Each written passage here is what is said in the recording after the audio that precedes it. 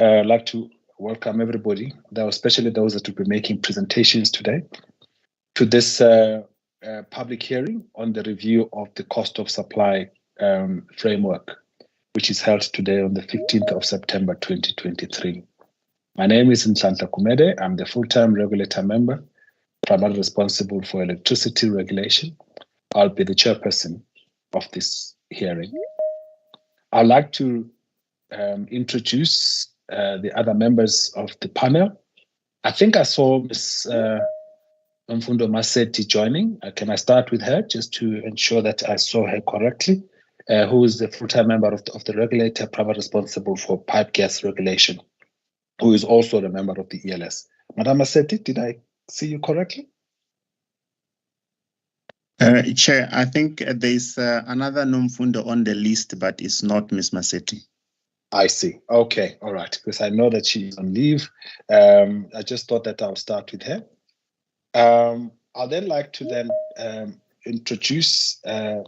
Tembani Pukula, who is the chairperson of NERSA and a member of the ELS. Mr. Pukula.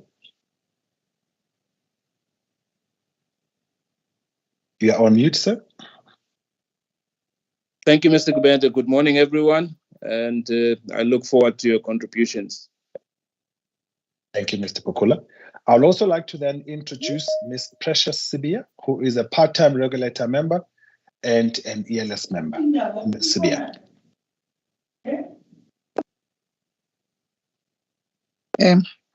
Good morning, everyone. My name is Precious Sibia. I'm a part-time regulator member, and I'm also the member of the ELS. Thank you very much. Madam, this hearing was duly advertised in the Business Day, the Beeld, Sunday Times, the Star, the Mercury, and the Cape Times, and was also advertised on the NERSA social media platforms, including the NERSA website. And it is held in accordance with the Energy Regulator Act, in which affected parties are given an opportunity to submit their views and present relevant facts and evidence to the energy regulator. Unlike the webinar that we've had, this is a formal hearing, and which is governed by NERSA rules on public hearings, which can be summarized as follows. Could I just request that we all mute ourselves, please? Thank you. Which can be summarized as follows. All parties will be required to make their presentations under oath. Presenters will be allocated. Today we are pretty gracious. We are pretty. I guess we do it because of the limited number of presentations. We are allowing 40 minutes for each of the presenters to make an input. And then thirdly, only members of the panel may ask questions to the presenters. However, members of the public may forward their questions to walter.mabunda@nersa.org.za, and the panel will decide on how to deal with those questions. Should the presenters wish to present information they consider to be confidential, the panel will make a ruling on whether to close the hearing or to have the information submitted in writing. The recording of this hearing will be done through our system and will be the official record of this meeting. Again, the House rules, very simple. Kindly mute yourself and when you're not presenting, and also kindly keep your videos off at all times, unless requested to switch them on, and only when one is presenting. And when one is presenting, can we just request that they can then keep their cell phones on silent, please? Today we have three presenters or three requests to present, and we will start with Ms. Shirley Salvodi from ESCOM. Ms. Salvodi, can I then see you so I can swear you in, ma'am?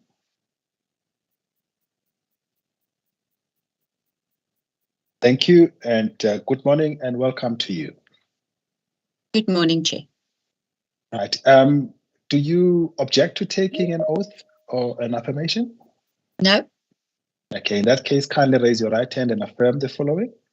Do you solemnly declare that the information or the evidence that you are going to give to this panel is the truth and the whole truth as you know it? I do. For the record, kindly state your name, the organization you are representing today, and your designation therein, please. My name is Shirley Salvaldi. I work for Eskom.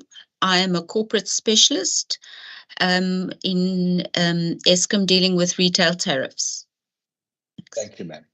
In that particular case, you do have 40 minutes, give or take, and I assume you've got a formal presentation, and you've been given the rights to present. If you can then fly to your presentation and proceed, please. Thank you, Chair. Is it okay if I switch my camera off while I'm presenting? Yes, it is. In fact, it might just improve the connectivity. Thanks. Thank you. I will do so. I hope I will not need the 40 minutes, but you never know. Okay, I'm sharing my presentation. Just please confirm that it's visible. Yes, it is. It is visible, and yep, and it's on presentation mode. Thank you. So thank you, Chair. And good morning to yourself and to the members of the Energy Regulator. Eskom appreciates the opportunity given to us to present today. So we've got some general comments, and then we go into a little bit of detail on the various sections of this cost of supply proposed framework. And then we just want to touch on aspects dealing with Eskom's tariffs. So we do support that there's a sound regulatory process that looks at tariff determination, beginning with a revenue requirement, cost allocation, tariff design, and finally annual escalations.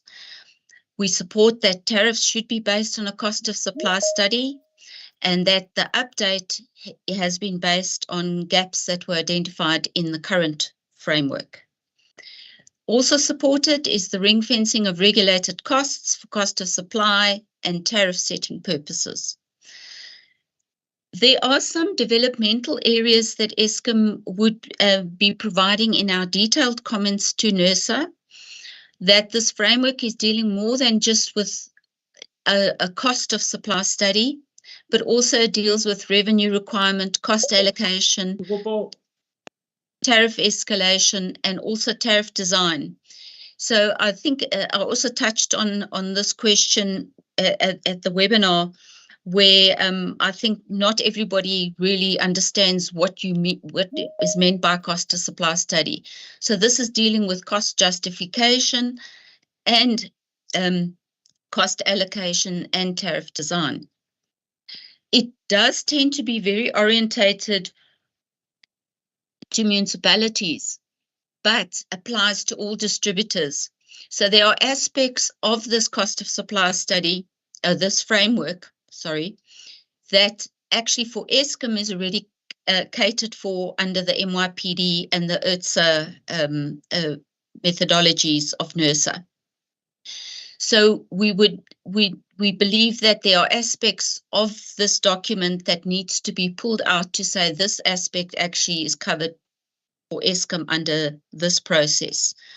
So the document deals in tends to talk about distributors in some cases and municipalities in others, or municipal distributors, and we just think that there needs to be a little bit more clarity in that.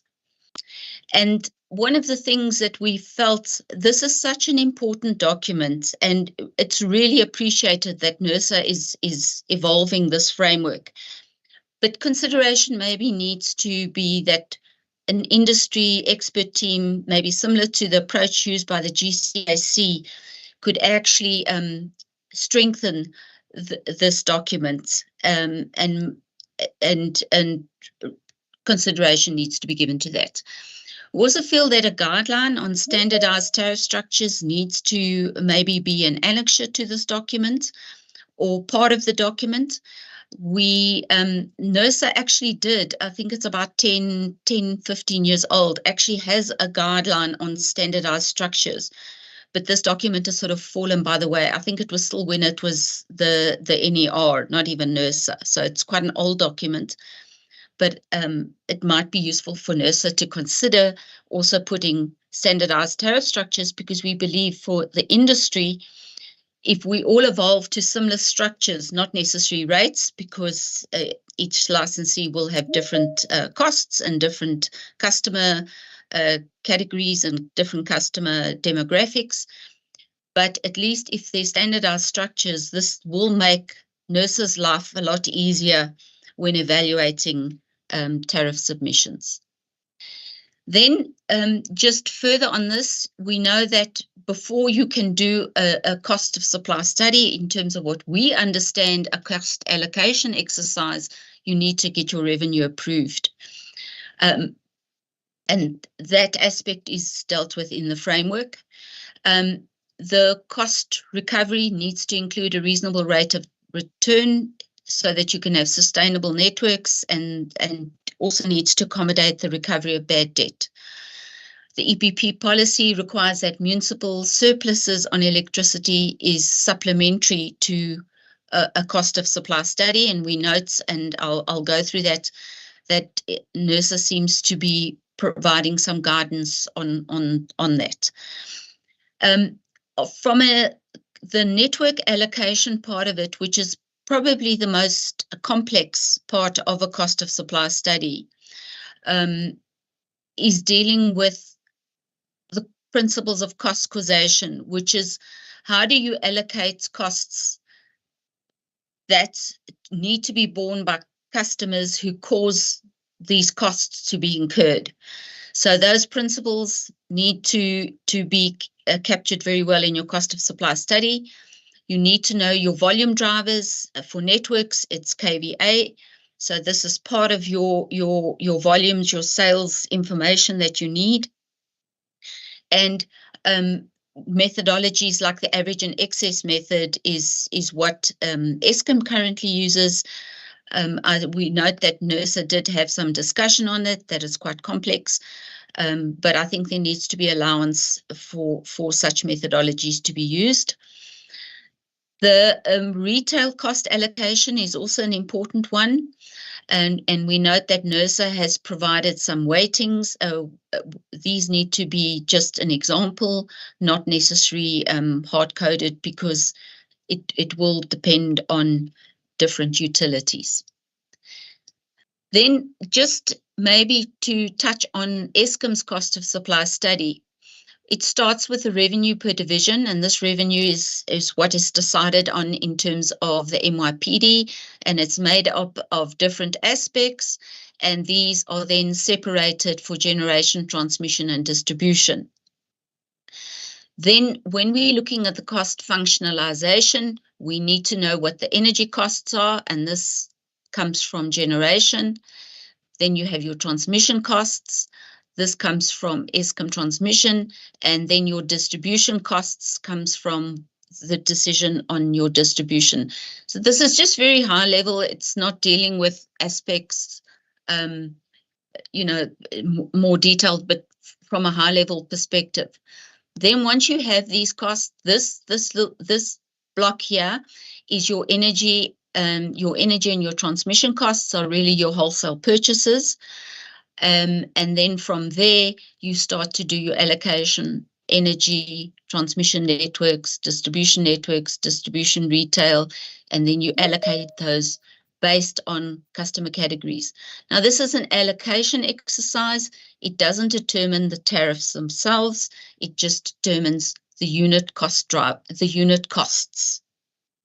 based on the drivers.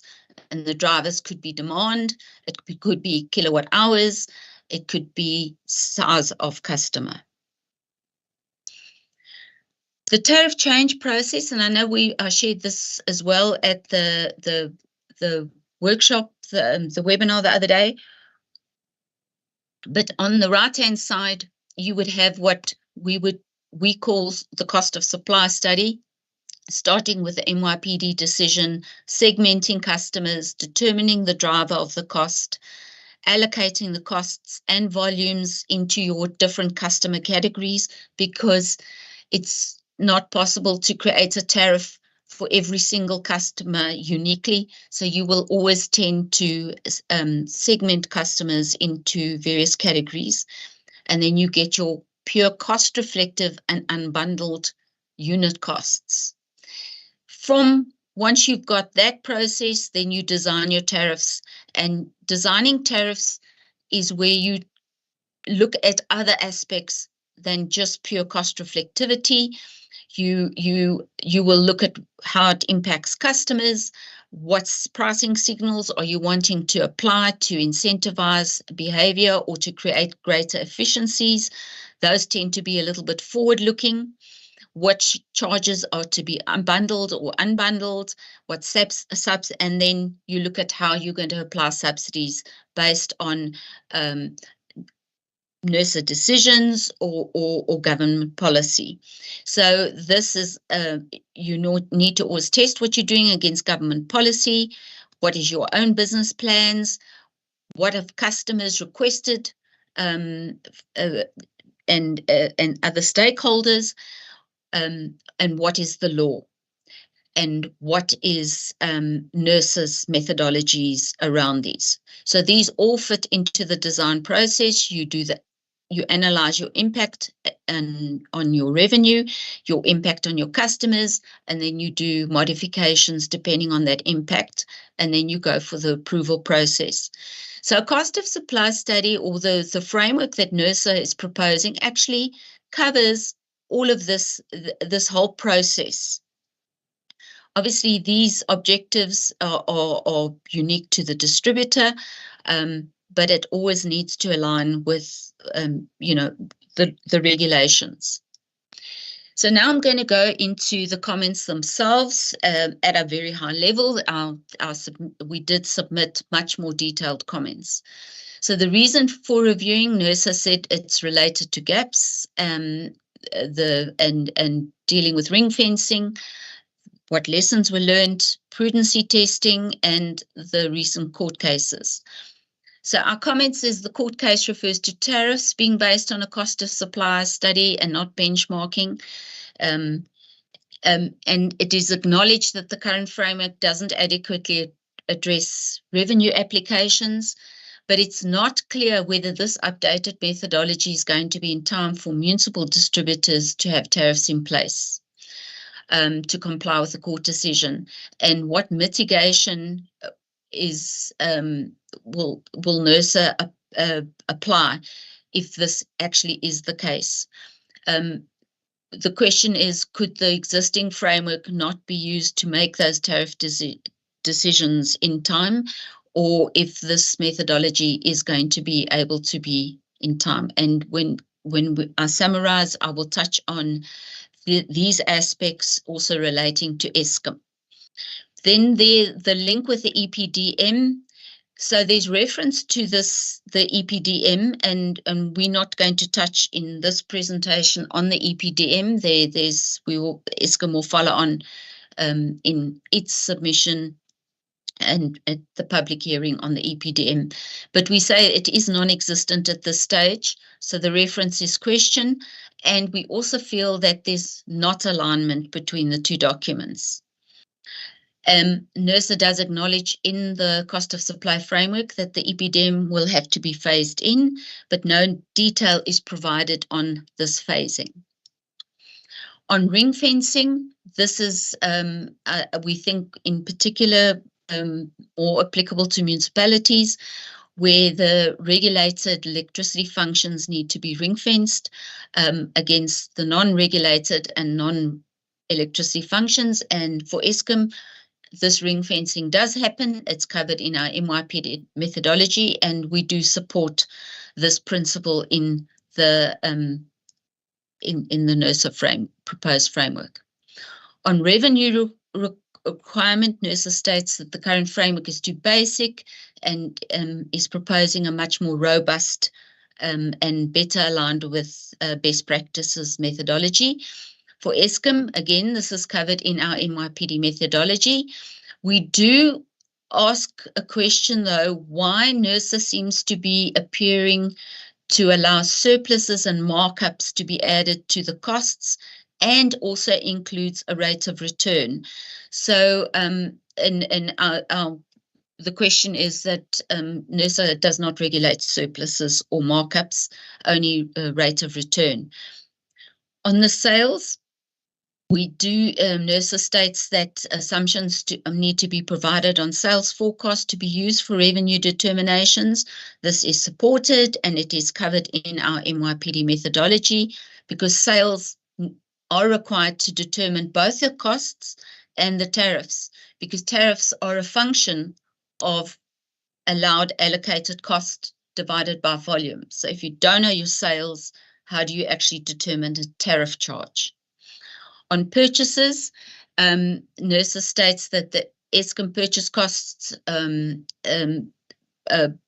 municipalities are set by NERSA, so therefore that's a given, and NERSA is going to have to approve tariffs of any purchases from IPPs.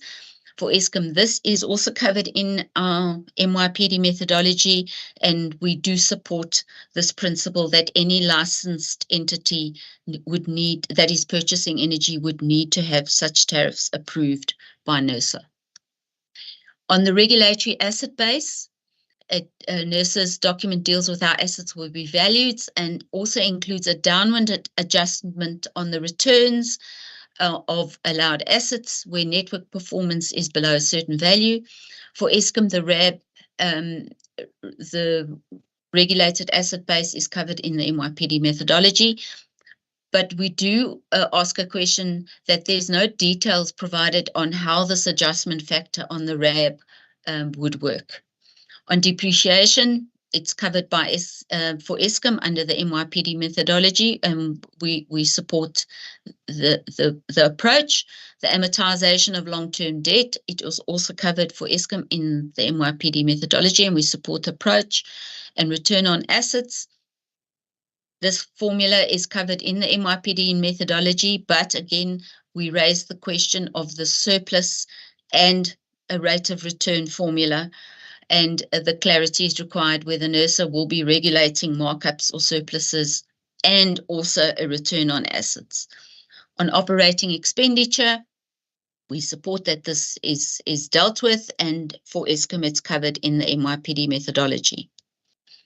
Shared cost, this is where the distributor shares staff, for example, with other functions in the municipality. We do support that this needs to be ring-fenced, and for Eskom, it's covered in the MYPD. On the notified maximum demand, NERSA states that they're not going to allow any charge raised by Eskom associated with exceeding NMDs, and that distributors must apply similar rules.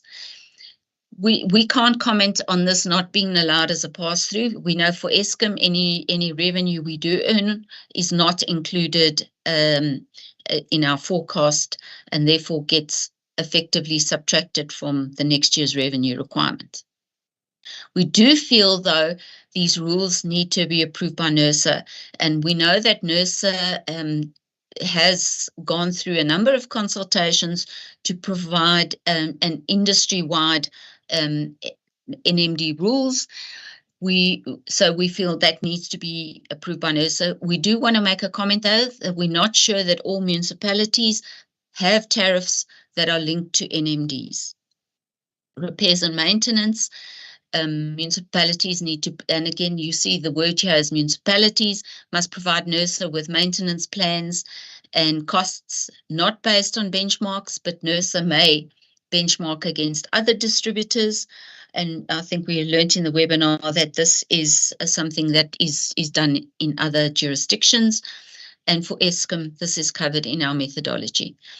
And then it starts to go into what we would call the cost of supply study, which is the cost functionalization, where you are dealing with the assignment to relevant functions and costs to be allocated.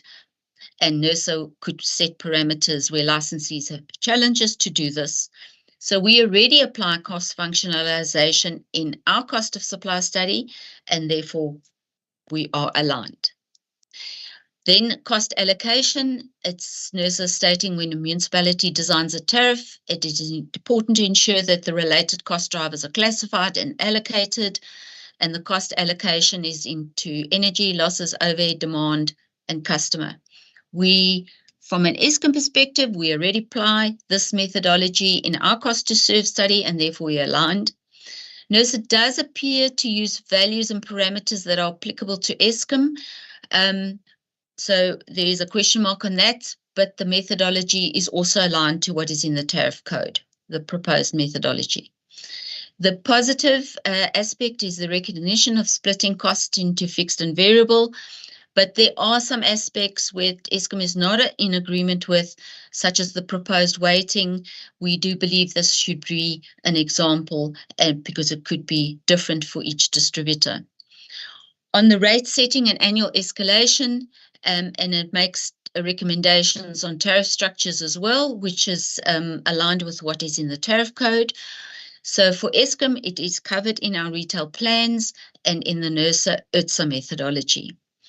And then the last point is dealing with wheeling charges. And this describes how where there is wheeling, how distributors can be kept whole using the avoided purchase cost. And for Eskom, this addition is very much supported, and the mechanism is aligned to how Eskom implements wheeling credits. So, as I stated, is supported.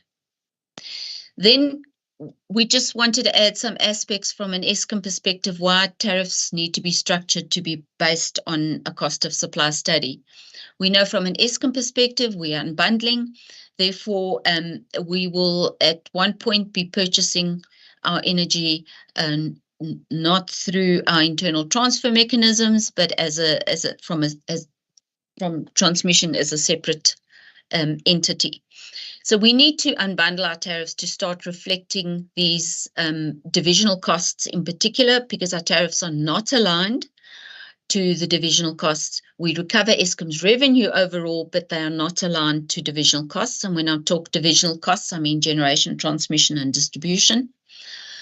We also know that we need to optimize customer response and the use of the system. The system has changed since we last made changes to our tariffs in 2012. We need to provide the right economic signals because we don't believe the current tariffs are doing this. A case in point is the inclining block rate tariffs, where customers are looking at the high block to avoid the high block charges, but those high block charges actually include fixed costs such as networks. And then we also want to start moving to more dynamic tariffs. We have piloted a critical peak day tariff, which is has been very successful, but we actually can't move forward until we know what NERSA is going to approve in terms of our current tariffs. Also, volume risk. This is the whole fixed charges versus variable charges debate, and also simplifying some of the tariff options, such as removing the inclining block rate tariff for certain customer categories, and rationalizing the municipal tariffs so that this moves forward into municipalities having specific tariffs for themselves. But this is all reliant on NERSA approving these changes. So I'm just touching on what has changed since 2012 and now. So I've mentioned that the tariffs have not been updated with the cost of supply study, even though Eskom has submitted since 2012 a number of cost of supply studies. And because of this, average increases applied to all the rates, this is causing a misalignment. And you can only fix this when you do a cost of supply study and you provide updated tariffs. Touched on the unbundling of Eskom, that wasn't under discussion in 2012. Now it's a reality. RPPs and rooftop solar, we know what's happening in this space. I actually read an article today that enough solar panels were imported equal to one very large coal-fired power station.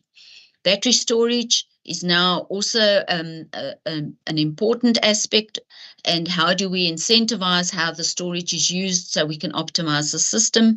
Load shedding, I don't need to explain, that is also a driver, and things have changed significantly since 2012 because of that.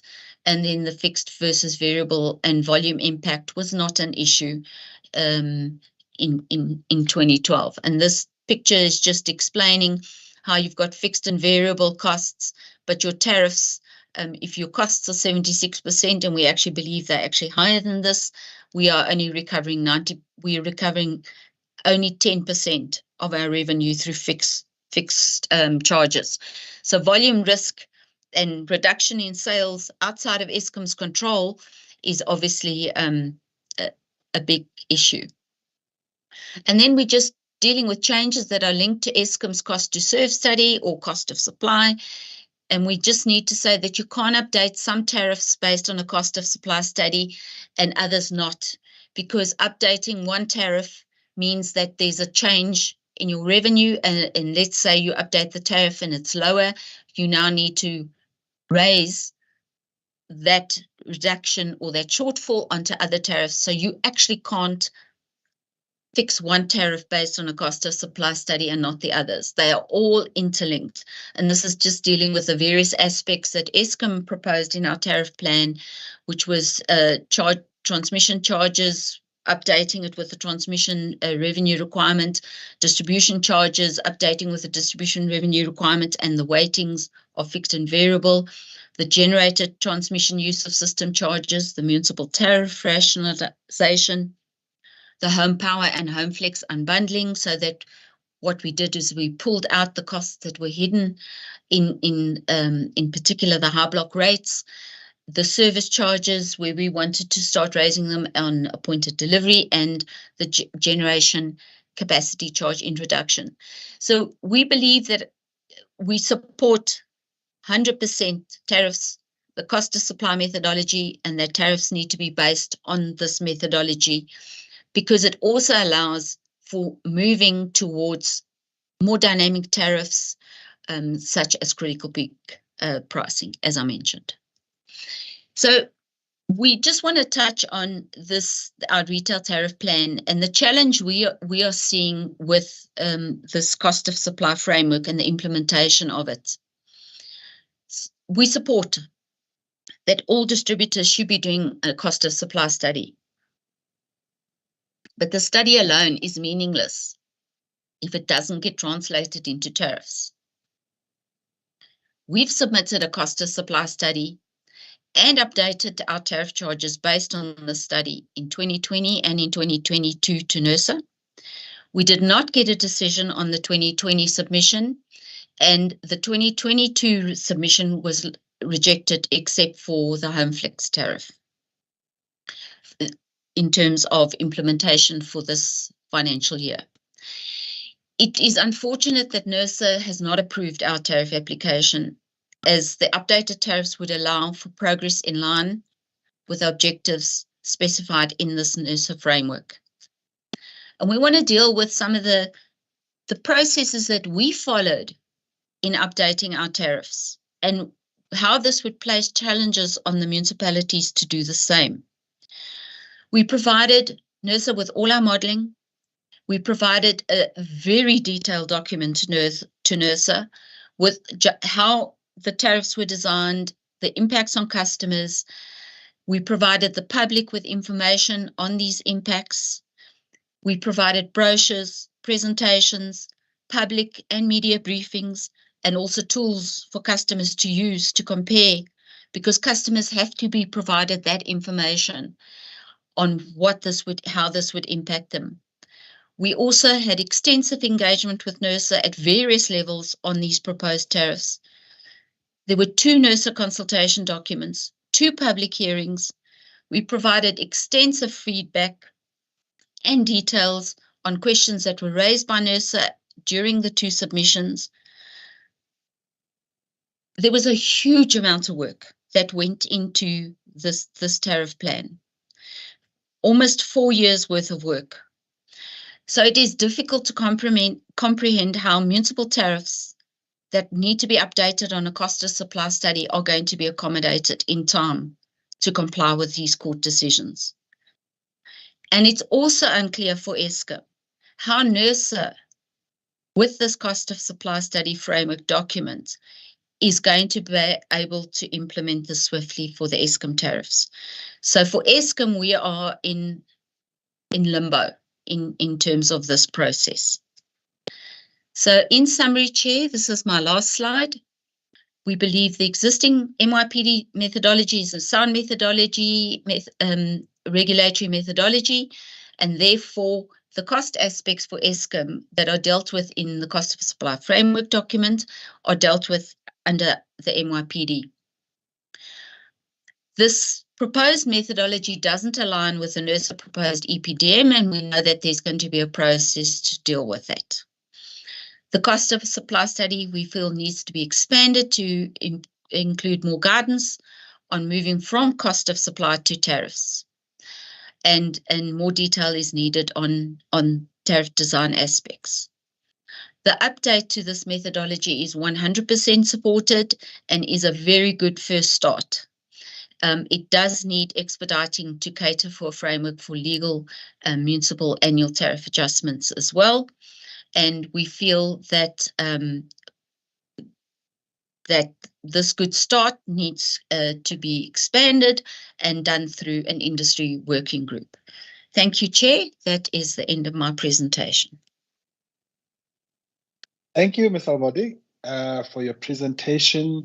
Can I just request that perhaps if you could forward it to Walter as well, so that at least he can share with the members? It makes the engagement therewith a lot more easier. And also, if I can also request the other presenters to do the same, if you don't mind, to share those presentations before, it will just make the engagement a whole lot more easier. Thank you so very much for the presentation. Members, you've got the presentation before you. Just to also acknowledge that Mr. Mkhize has managed to join. So he is, and he will probably just show his face when he is asking a question, if he's posing a question. But can I then open it up to members for questions, please? Any questions, starting with Madame Spear, if you can go first, ma'am. Thank you, Chair. Thank you to presenter Shirley. Thank you very much for the presentation.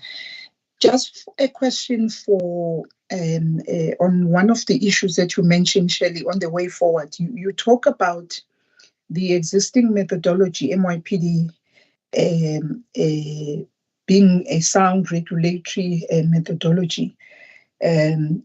My issue is on one issue. When it comes to, as you are saying, that the costs are already dealt with in the MYPD. The question for me lies on the cost of load shedding. How do we deal with that issue? Because when I look at the whole methodology as a whole, it was dealt with or done at the time where load shedding was not as significant, or whatever word you can use, as it is now. We find that the users are actually paying costs for availability of electricity, which is barely there. So I just wanted your clarity on that statement, to say what exactly is the meaning of it when you say at the present moment the cost aspects are dealt with already in the MYPD. Thank you, Chair. Thank you, Madam. Can I request, as indicated, the questions are only open to the members of the panel who are members of the electricity subcommittee, and any member of the public that may have questions, if they can kindly forward those questions through to Mr. Mabunda, and he's presented put his email on the chat, please. Those are the standard rules in respect of how the standard rules that govern these public hearings. So, Mr. Sofer, if you don't mind, if you just can lower your hand, if you've got a question, please forward it to Mr. Mabunda, please. Would really appreciate that. Any questions from members? Mr. Mkhize? Thank you, Chairperson. Thanks. As you appreciate that one may not be see through the whole of the public hearing. Maybe a question that will go to all the presenters is around the time pressures that we're facing, and to say what do they propose in terms of expediting, maybe ways of ensuring that we are able to move with speed, and maybe also assurances of cooperation where necessary.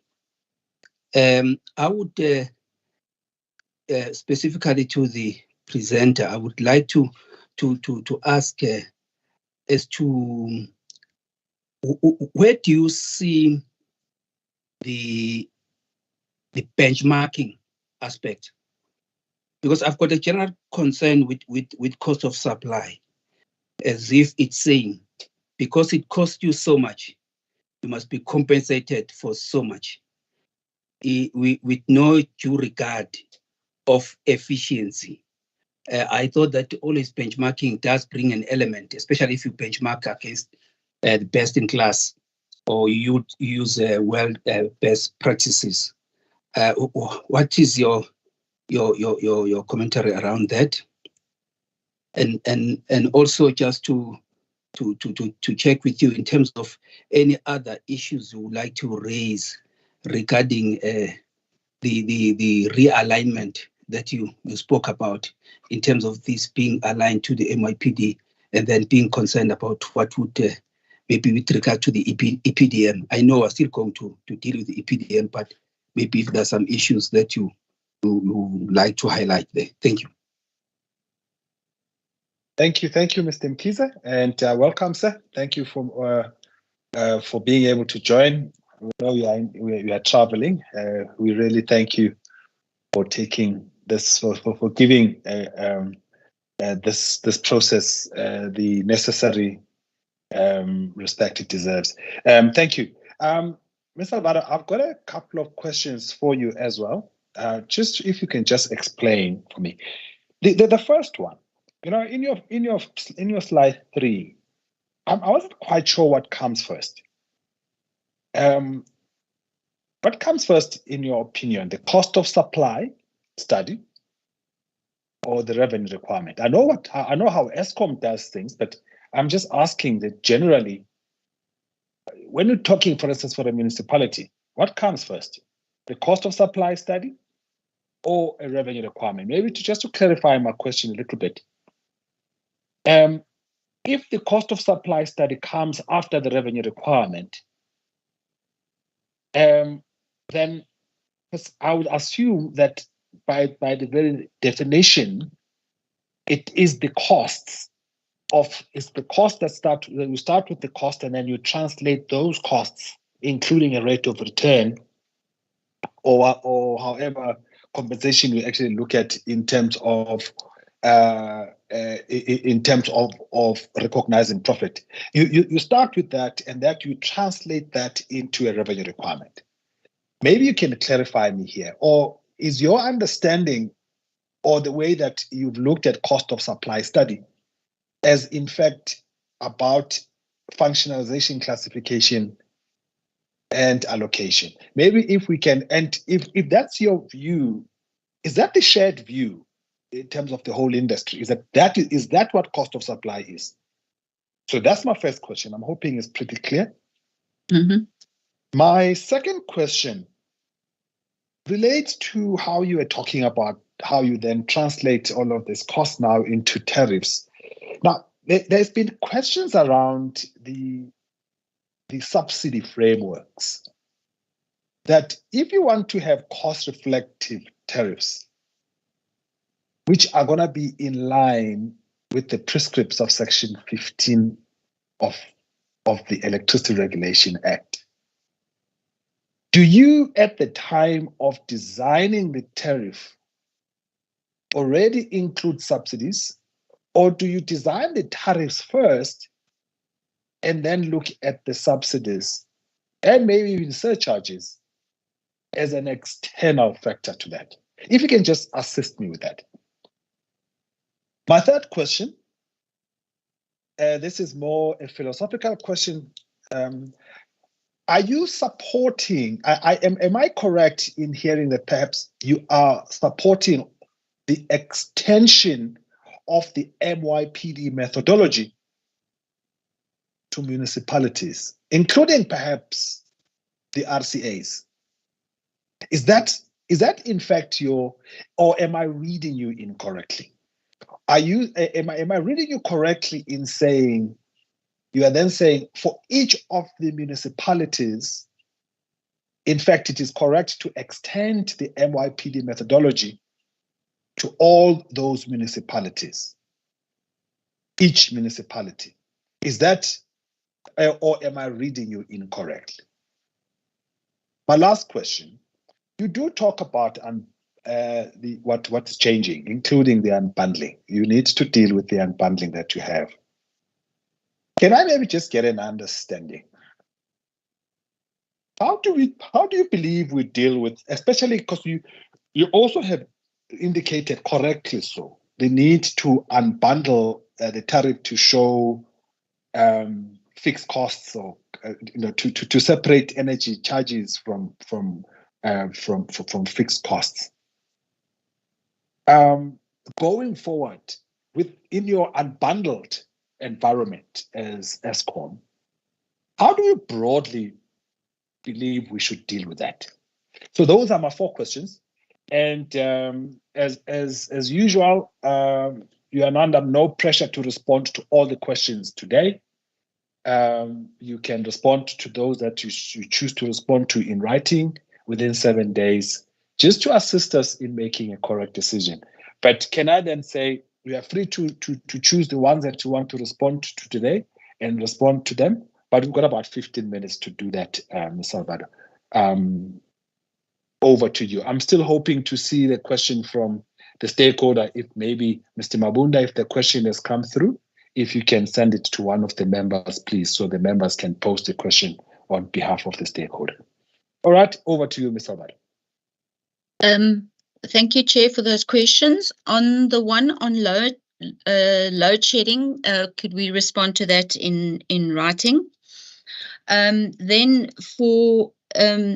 Mkize's question around that, how do we expedite this? So I think there's my understanding was that the court case, and I could be incorrect, was not around NERSA having a new cost of supply framework, just that tariffs needed to be based on the cost of supply, and NERSA has an existing framework. So I think there needs to be some thoughts on if this framework is not done in time in order for municipalities to comply with their requirements to do updated tariffs. There needs to be a consideration. On the issue is around benchmarking. I think NERSA in the framework does touch on that the prudency, there will always be a prudency assessment, and that NERSA will still have the right to do benchmarking of costs against other distributors, if I remember correctly. That is contained in the document. So it's saying that benchmarking of increases and benchmarking of and to base that and the tariffs on those was the fundamental issue of the court case. It doesn't mean that NERSA can't look at benchmarking to test for prudency. And I think that always exists under NERSA's decision.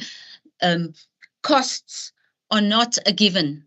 So when, and this also touches on the question, from a cost perspective, Eskom and licensed distributors will make an application to NERSA to say these are our costs for the next year, and those costs then get translated into a revenue requirement plus a return. It's not a given that all the costs, and for Eskom, I don't think we've ever got the costs we've asked for. So NERSA does their assessment of those costs and allows or disallows aspects of those costs. So when a revenue decision is made, NERSA says, you've submitted these costs to us. We are not going to allow you to recover these. We're going to allow you to recover those. This is your return. This is the formula on which return is determined. This is the formula on which how you depreciate your assets. Those all get included as part of your costs, and that becomes your allowable revenue. You cannot earn more, and you shouldn't be earning less unless there are things outside of your control. Things like, for example, the cost of the coal. There's certain things that are market-based or linked to foreign exchanges. Those are things that are outside of Eskom's control. And Chair, I don't know, Harsha is part of this meeting as well. If Harsha wants to come in after me, Chair, she can raise her hand and you can maybe swear her in. Then, Chair, you actually asked the question, what comes first, a cost of supply or revenue requirements? And I think this again links with maybe the terminology. And we are actually proposing that this document needs to be called a cost to serve, and it dealing with revenue requirements, cost allocation, and tariffs. Because of this confusion around this terminology, and which you've rightfully actually raised. So you get a cost exercise, as I've just explained, which is saying this is my operating costs, this is my, for Eskom, primary energy costs, this is my, my asset base, etc., etc. Those all come up into, if you want to call it a budget. If I now need to go and invest or buy a house, I would need to make sure I have a budget that I can do this. So Eskom would submit cost items to NERSA. Those cost items, which also in the NERSA framework, they've specified the cost items. Those cost items then get translated into a revenue requirement. From the revenue requirement, you then do an allocation in order to design tariffs. That is the reason why you do a cost allocation, is so that you can design tariffs. So I trust I've answered that question. Then the translation of or the issue of subsidies. So what happens for Eskom? We calculate our tariffs based on a cost of supply study. Eskom does not make decisions on who gets subsidized and who pays for that. That is a NERSA decision. So if we are now redesigning a tariff, and that tariff currently gets a subsidy of 2 billion rand, we will still redesign the tariff based on, let's say, increasing fixed charges or variable charges. But then we adjust that tariff so that that tariff continues to receive a subsidy of 2 billion rand. So if, when you do the cost allocation exercise, you look at the current tariff revenue, let's say it's 5 billion rand, you look at the costs, it's 7 billion rand. When you restructure your tariffs are based on the current revenue, or the current revenue we get, which is the 5, and the subsidy stays at 2. So Eskom does not, we might restructure, but the level of subsidy stays exactly the same. And then on are we supporting the extension of the MY methodology to Munich's? There are the aspects of the MY methodology which are not applicable to municipalities. But we're saying the fundamentals of this MYP methodology, which has actually been captured in the NERSA proposed framework, are sound, and we think that those are international, based on international methodologies. There is, it is sound. Then on the unbundling, how do you deal with that? Chair, if I could respond to that in writing. Thank you. Thank you so very much. I saw Hash's hand shot up. I don't know Mr. Telemaji, whether you would want to say something, in which case, can I swear you in, please? If I could see you. Oh, okay. Okay, thank you. Again, do you object to taking an oath or an affirmation? No, I don't. I accept. Okay. In that case, do you solemnly, you've raised your right hand already. Do you solemnly declare that the evidence you are going to give to this panel is the truth and the whole truth? Yes, I do, Chair. For the record, please state your name, your organization, and your designation, please.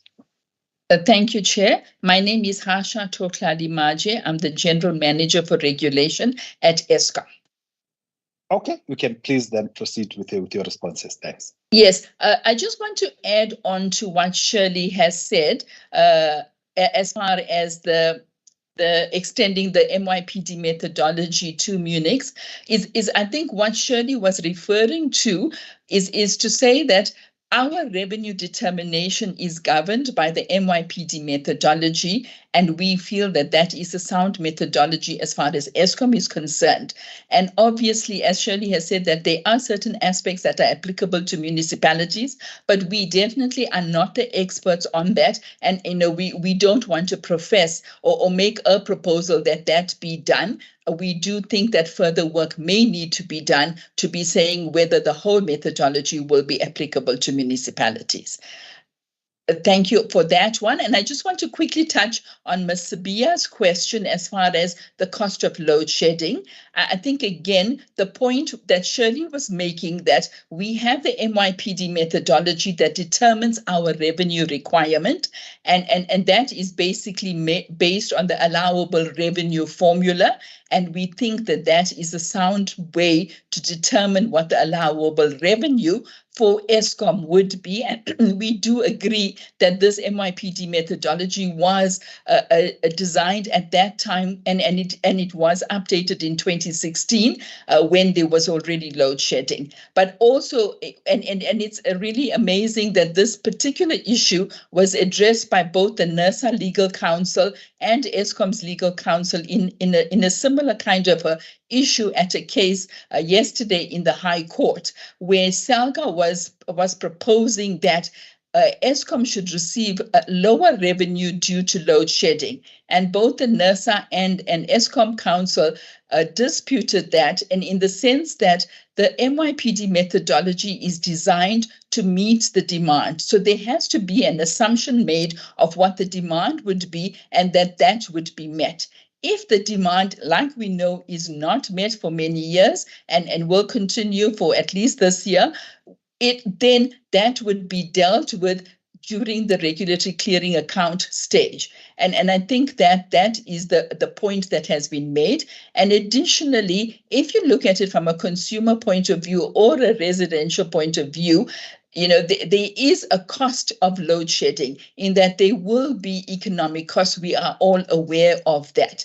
And Eskom has done a study a few years ago that NERSA has published that determines what the cost of load shedding is. But again, we need to separate it out from what the cost of unserved energy. So there are different ways of looking at what is the cost of unserved energy and what is the cost of load shedding. But I think also the other point that we need to raise is that Eskom is required to load shed in terms of a regulatory rule of NERSA, and that is, and the main reason being to protect the overall system. So I think all of that needs to be put into context, and therefore our assertion is that the MYPD methodology will still be applicable to determine what the allowable revenue is, whether there is load shedding or there is no load shedding. And I think I'll leave it at that. Thank you, Chair.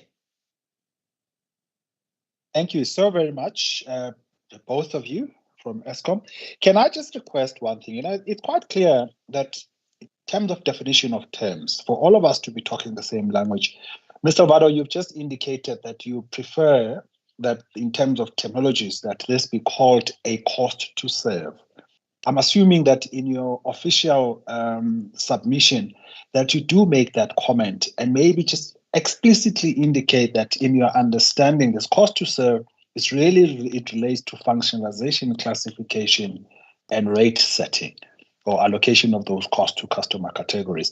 If that is how you say it, if you can kindly provide that in writing as well, so that at least we are all beginning to gravitate towards the same definition of what the cost of supply study is. Because some people perhaps may see the cost of supply study as the study that you do to determine the cost that you will then use in determining the revenue requirement.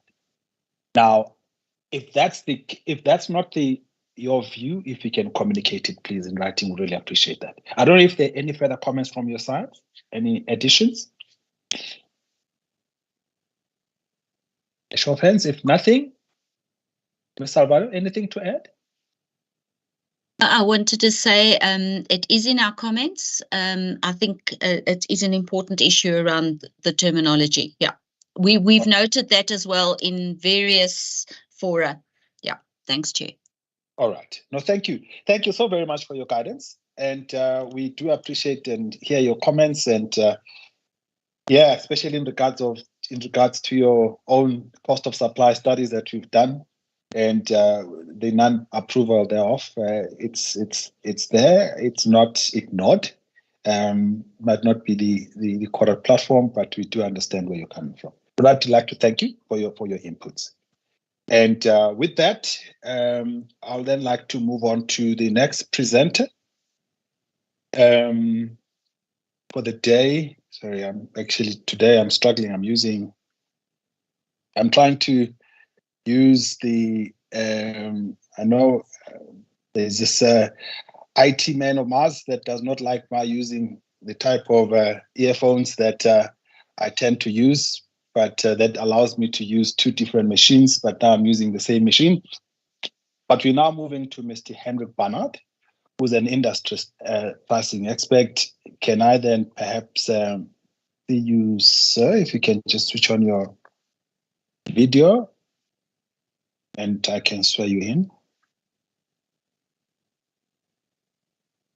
Mr. Barnard. Okay, there we are. Good morning. Right. Yes, I can see the gray. Tends to symbolize wisdom.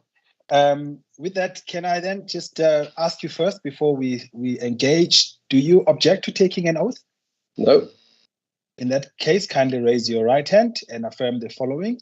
Do you solemnly declare that the evidence you are going to give to this panel is the truth and the whole truth? Yes, I do.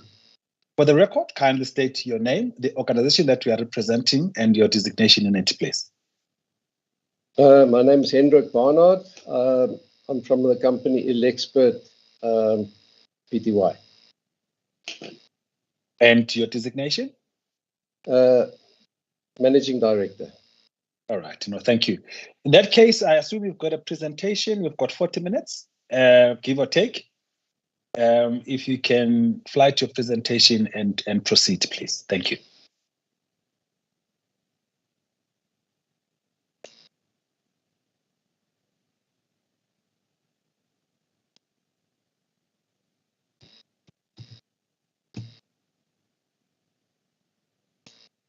Are you seeing it there?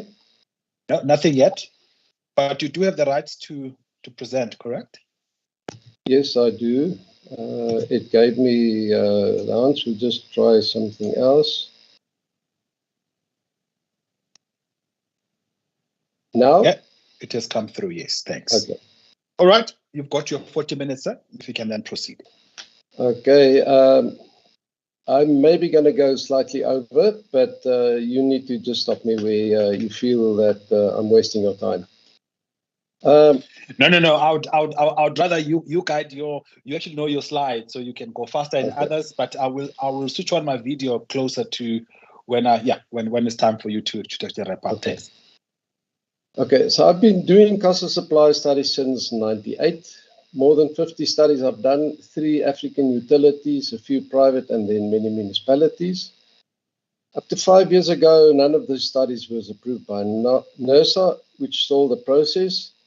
It's now being approved, but it's still a very lengthy, problematic process. And we really need to work on that approval process, the actual interaction between those that submit and NERSA. I've submitted 20 pages of comments.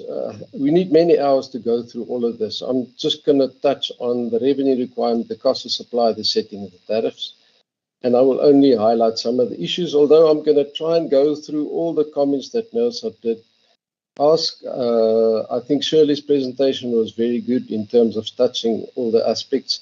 I'm going to maybe go in a bit more detail.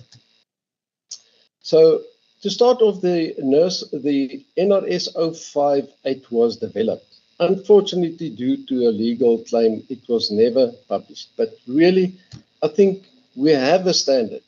And I really can't understand why we just don't work on that rather than now developing a new standard from scratch. I don't understand that, and I really think we should rather reform an NRS committee and update NRS 058. The question is asked, how does the EPDM fit into this cost of supply study? It doesn't, because it talks about 4 tariff structures, whereas the cost of supply study, the electricity pricing policy, talks about time of use tariffs, not these tariffs that the EPDM talks about. The market operator is supposed to put a bulk tariff in place, which I believe will be similar to the current Eskom WEPS time of use tariff. This tariff is as unbundled as we can get. You know, we're talking about doing unbundling. The WEPS or Megaflex tariff, which have similar structure, is probably more unbundled than anything you find anywhere in the world. And it's critical because the bulk purchase tariff is going to drive the cost of supply studies. If this is not a time of use tariff, I don't know how we're going to do it. So the EPDM doesn't fit, not at all. So I think important, there are 2 key issues, and you just asked the question, what comes first? The revenue requirement comes first, and that should be based on average cost levels as in the financial statements. The second issue is the allocation of those costs to determine tariff structures and tariffs. And in that case, you use replacement values, replacement value ratios to do the allocation. And it's critical we understand these 2 differences. The one is totally separate. You do your revenue requirement and then you do your allocations. And the revenue requirement comes first. Now, the issue of ring fencing. The description by NERSA is good, but it needs to be extended. The Constitution and the MFMA prescripts on municipality powers and function. The ring fencing supports all the stipulations in the MFMA, and which states that they must be cost reflective. And, you know, the shared cost is a cost. So there's no other way but to use the municipal accounts. You know, there's no other way. Most municipalities are now already complying with MSCOA largely. And remember, this is a process. They also need to implement certain things over a period of a few years. So it will get better and better. But we have to use the financial statements of the municipality. There are, however, adjustments that need to be made, which I will discuss later on. I think what is important to understand that the ring fencing is not a changing of the financial statements of the municipality. In other words, you're not going to have in your statements all these allocations being done on a monthly or an annual basis. It is just simply impossible. We should see that this is an annual snapshot by allocating the cost for tariff determinant purposes. The question of whether overhead should be allocated, it has to be allocated. It's a cost. if we don't allocate those costs, all the overhead costs of the municipality is not being allocated, which means they will not recover their revenue. So I think it simply said it must be done. So I have developed a methodology which NERSA largely built on. The first thing is to accurately reflect the direct costs, and then your overhead costs be allocated based on various factors. The biggest challenge is getting data. For example, if you want to allocate the IT department, you need to have the assets per business center. In most cases, you don't have it. If you want to allocate the vehicle department, you need to have the number of vehicles per business center. In many cases, not. The contracts, the staff housing, so the more accurate you want to do the allocation, the more data you need. And sometimes that is what is lacking. But I think as long as one starts somewhere, as time goes by, one can improve. I showed this picture on Wednesday. It's basically just saying all of these costs need to be allocated to the trading and non-trading functions. So if we're saying the cost of electricity, surely it includes a head office component. It includes a finance component. It includes IT components, a supply chain, properties, and others. So it is part of the cost. The adjustments is very important. This is just an example of some of the adjustments that in a particular municipality had to be removed because it did not belong to the annual cost of the municipality. This is an example of how these allocations can be made. These are all the overhead departments, and these are the means of how you do the allocation. And this must be developed in close cooperation with all of the departments in the municipality, so they can give inputs to say, this makes sense, this doesn't make sense. For example, in some of the small municipalities, the council cost is clearly stated it will be covered by the equitable share. In other cases, it's not. So this is the kind of detail that this methodology needs to address. The next thing we need to do is to allocate the cost within electricity between the various functions, networks, energy, customer service, and streetlights. And the question was asked, how should it be done? I think the question was whether replacement cost should be a good means. I believe the costs need to be allocated based on two means. The one is staff per activity, because that drives your labor and transport, and your network replacement cost to allocate maintenance and capital costs. I've developed a system by clearly defining what all of the activities are, and then the electricity department need to indicate each of the staff members, what amount of time do they spend on the various activities. So this is the best means we have. And as you can see, you can't allocate one person to one activity because all of them, the smaller the municipality, the more this is done. People are shared. The one day they do this, the other day they do that. Eventually you get a total ratio which you can then use to allocate the costs. So this is then typically, I'm saying that you use these factors, the network asset value, the network depreciation, the HR numbers, and based on that, you can allocate your costs. This is just an example where you can see for all of the different items in the trial balance, this is all the direct costs of the electricity department. These means are used to allocate the costs between those sectors. So the issue of shared costs, the ring-fencing approach is supported. It must be included. So non-allocated costs should be allocated using a proper ring-fencing mechanism. So I think there was a proposal that, or the question was asked, should a shared cost be shown without ring fencing? I say no. There must be a proper calculations. I've seen one municipality that, for example, calculated the overhead cost based on the profitability of the various departments. In other words, all the non-trading functions allocated attracted no cost. The sewerage department attracted no cost, and water and electricity attracted all the costs. That is not cost reflective.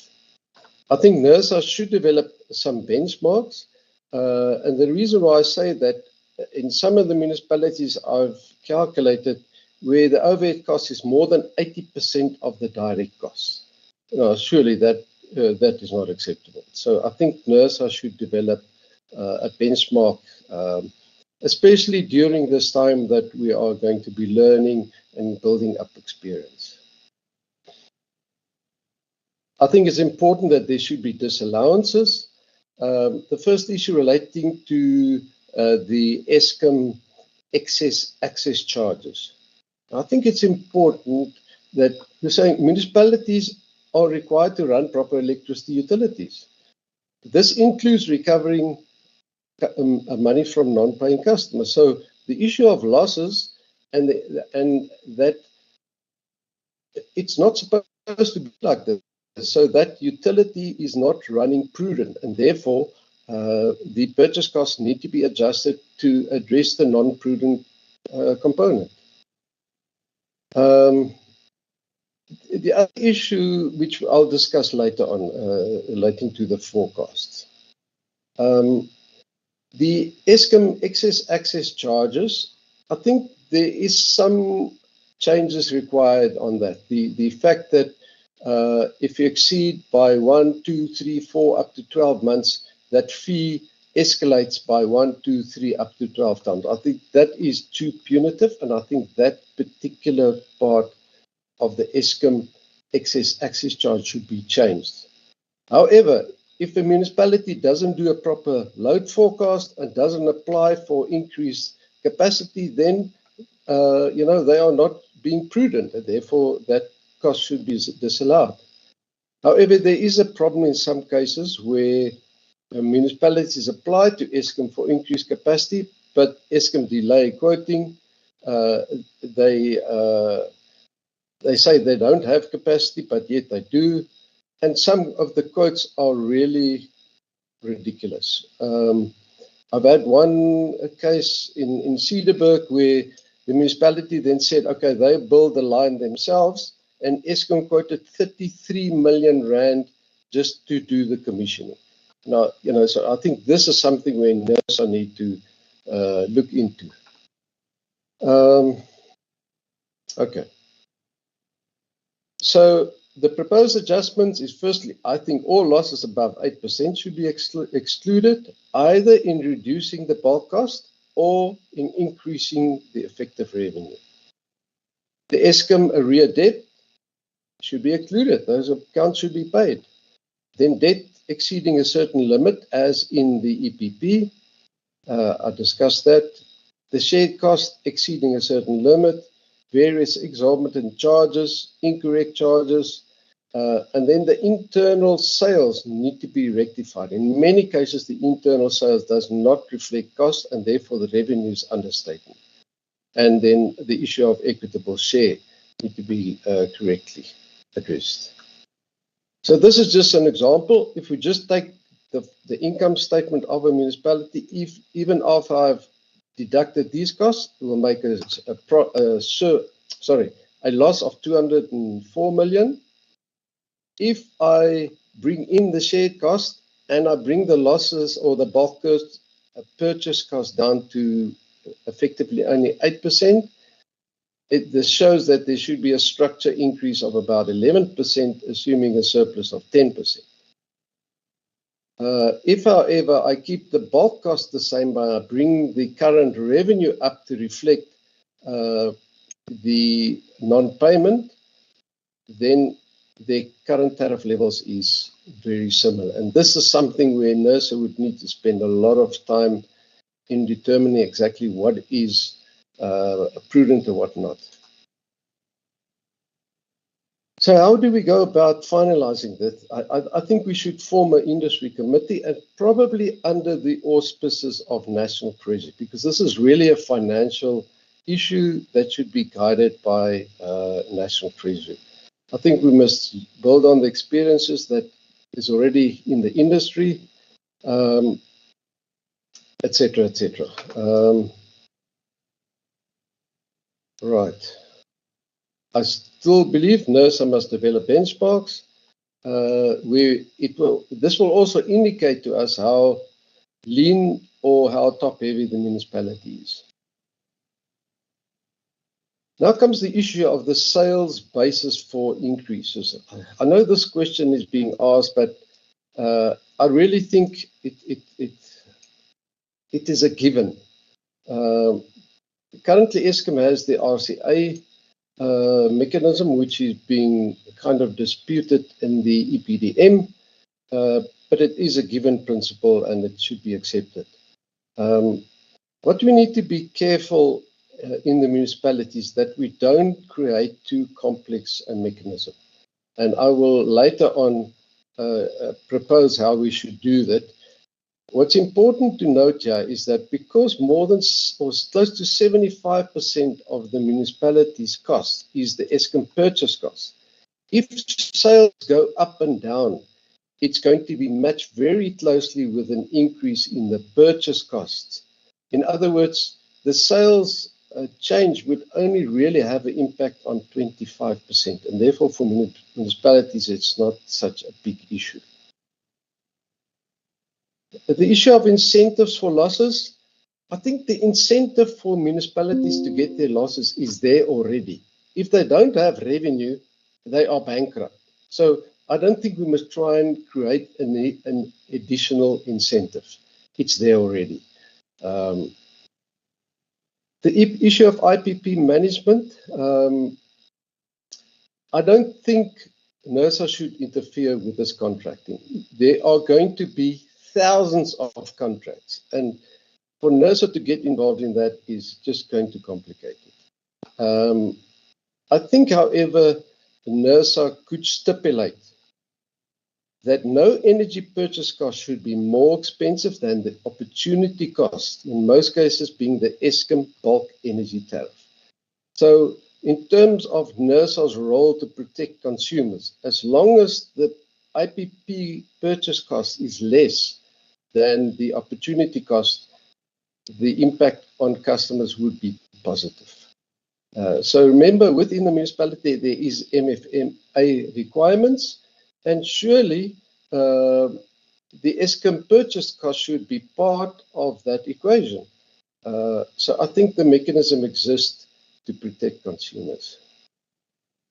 I think NERSA should still have benchmarks, and therefore I think municipalities must report their IPP actual delivery of energy and cost, so that we can build up experience in terms of seeing where things are going, and if there are prices coming which are way out, that obviously would indicate to NERSA that further investigation is required.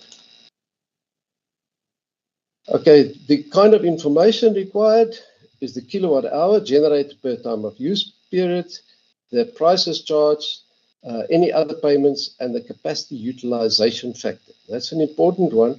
If you contract for a 1 megawatt supply, but the supplier is continuously only delivering 500 kVA, then obviously there's a problem.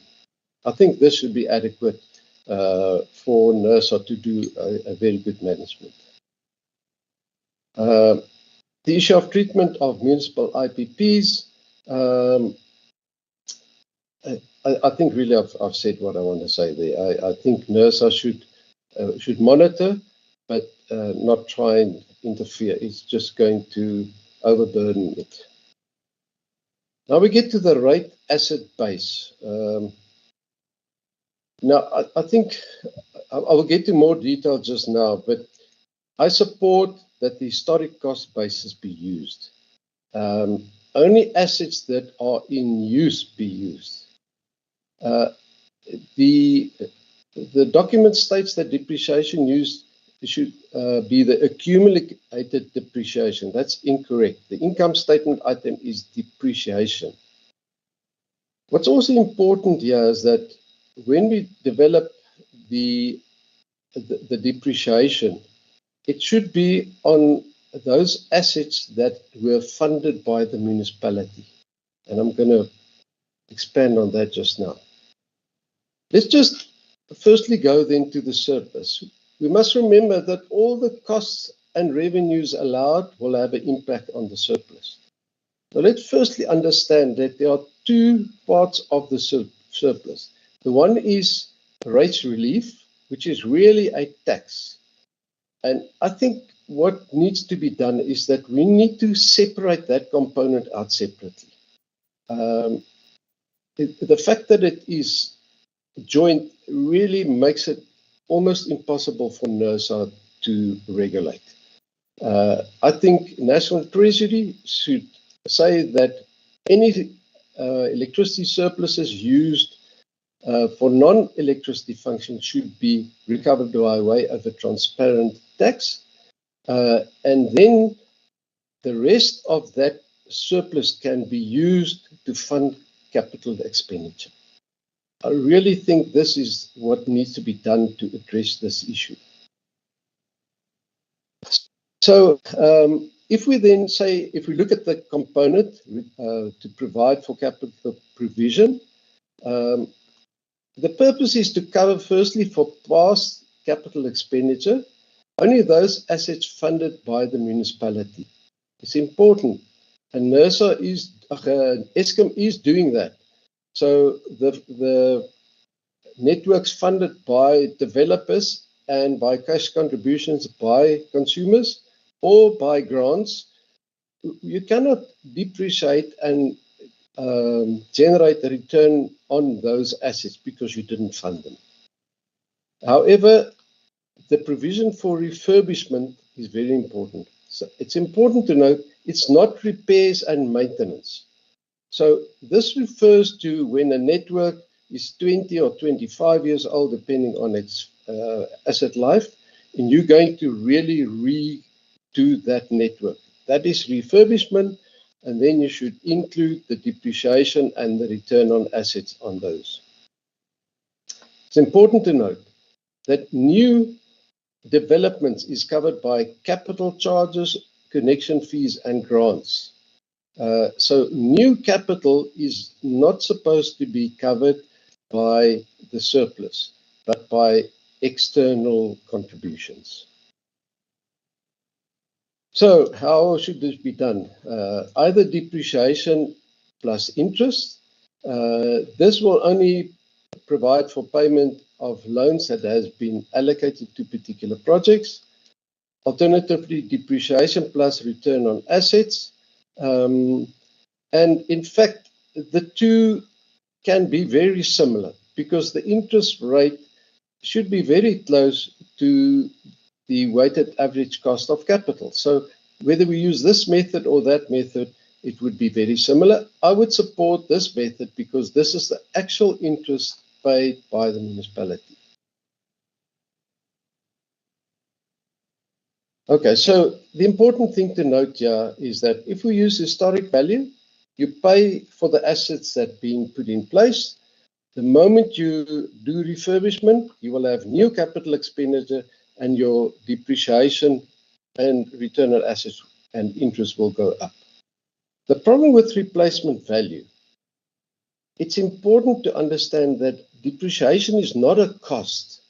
So when we look at the income statement of the municipality, we are going to increase their revenue requirement drastically. But in fact, it's not a cost.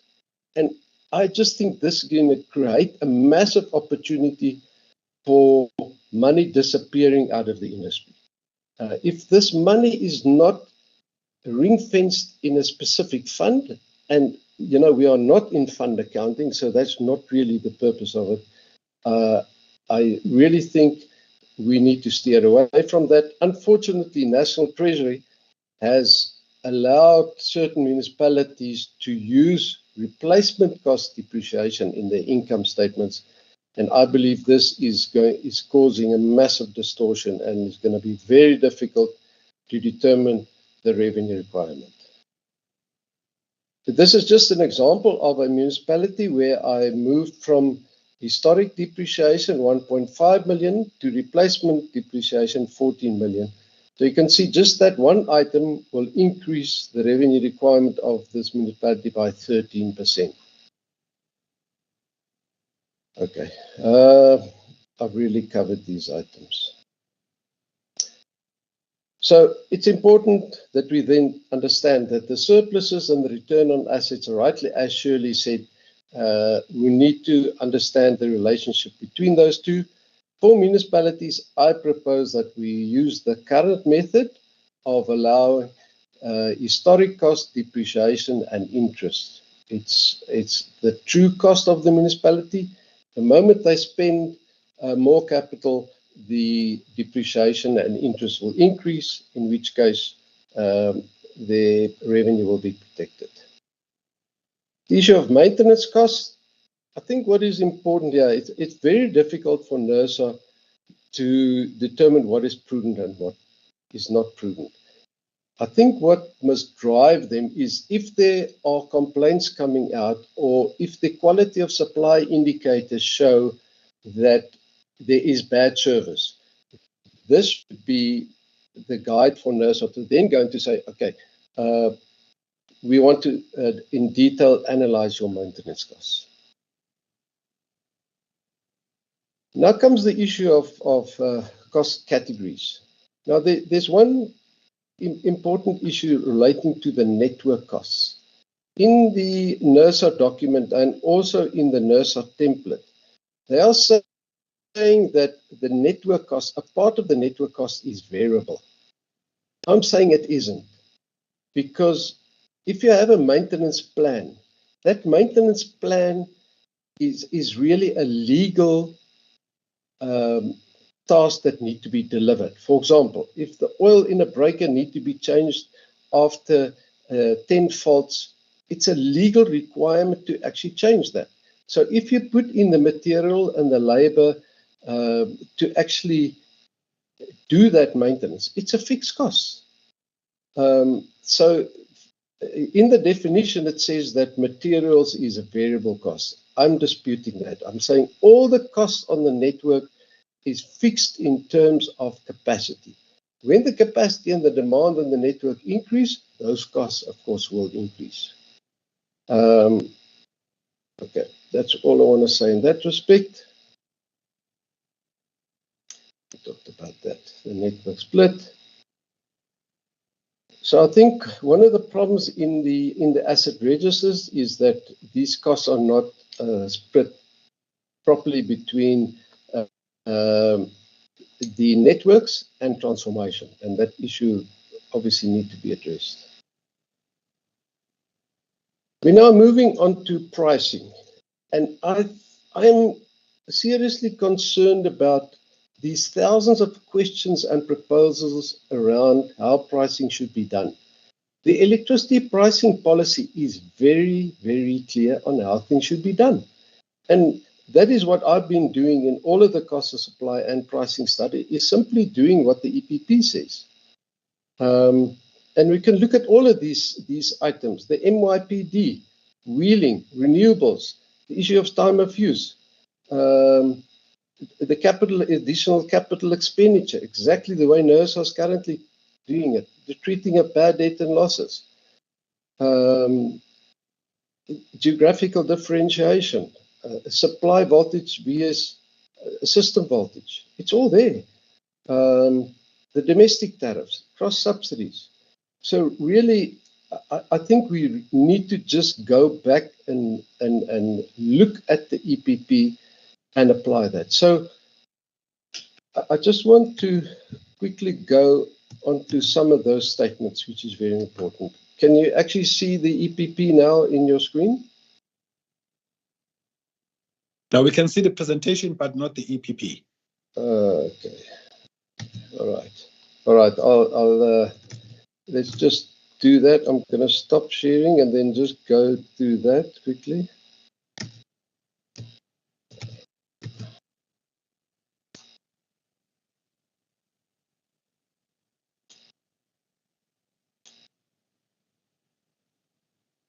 Noting that you have got about maximum 12 more minutes, Mr. Barnard. 12 more minutes. Okay. Okay, so yeah, we just see the issue that the wholesale structure should be a time of use structure, totally in conflict with the proposed EPDM. I just want to go quickly to number 35. But we need to actually look at all of these, because all the issues, the questions being raised in the paper, most of them are being addressed. So here is the issue relating to how the tariffs should be structured. It clearly says that there should be demand and capacity charges.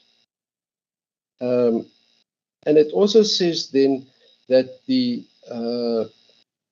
voltage differentiation should look at the supply voltage, supply and system voltage.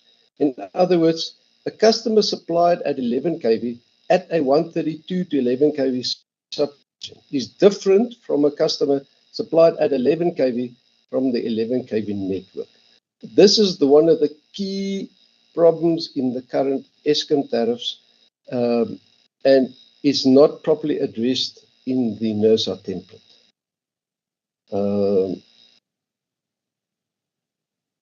The issue of the lifeline tariff, that is 49. So it says that the lifeline tariff should be a single energy rate tariff with no fixed charges and must be limited in capacity. This is what the EPP says, not me. Then it firstly says that this tariff must break even with the full cost at 350 kilowatt hours a month. Now, this is one of the key problems with the IBT tariffs, that the first block is so low that this break-even point is sitting at 800, 1,000, or never actually breaking even with cost. So we've got the guidelines. All we have to do is apply them. Okay, so I'm going to stop sharing this and then go back to sharing the presentation.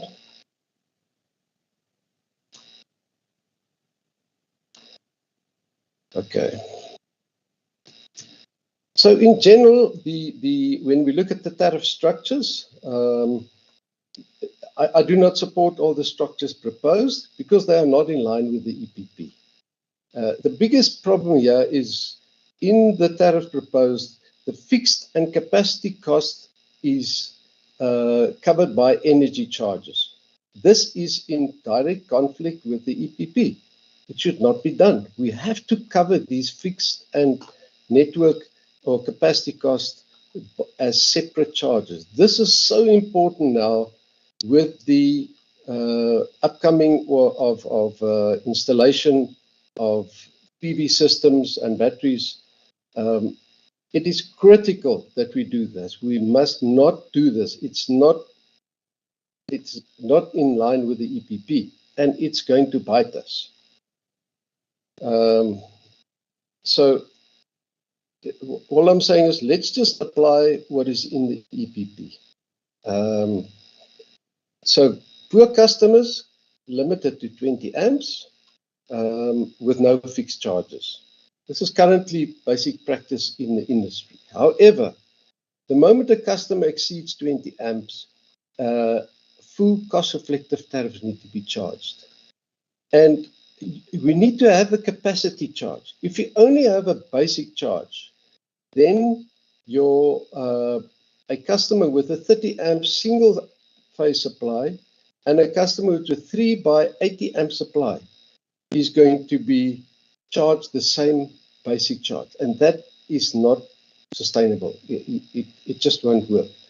So we need to, this capacity charge is also a key driver for customers to manage their capacity, which is currently a big problem. After Eskom load shedding, all the customers have got 60 amp supply, so the cold load pickup is causing networks to trip, Eskom maximum demand to be exceeded, because there's no capacity signal. And that is the most critical issues that I think need to be addressed in the tariff structures. And it's just illustrated by this graph. So if this is the cost or revenue per month, kilowatt hours used per month, if that is the cost, so you have your customer service and your network cost and your energy cost. If you have a single energy rate tariff, it will break even somewhere here. And what NERSA is saying, or what the EPP is saying, this should be at around 350 kilowatt hours a month. If you include free basic electricity, obviously that subsidy would increase. They're important that those customers are overcharged, these customers are undercharged. And when we're calculating the subsidies in municipalities, this is the massive subsidies we are finding. Okay, I think what is important, I think we shouldn't have non-time of use tariffs for customers exceeding 100 kVA.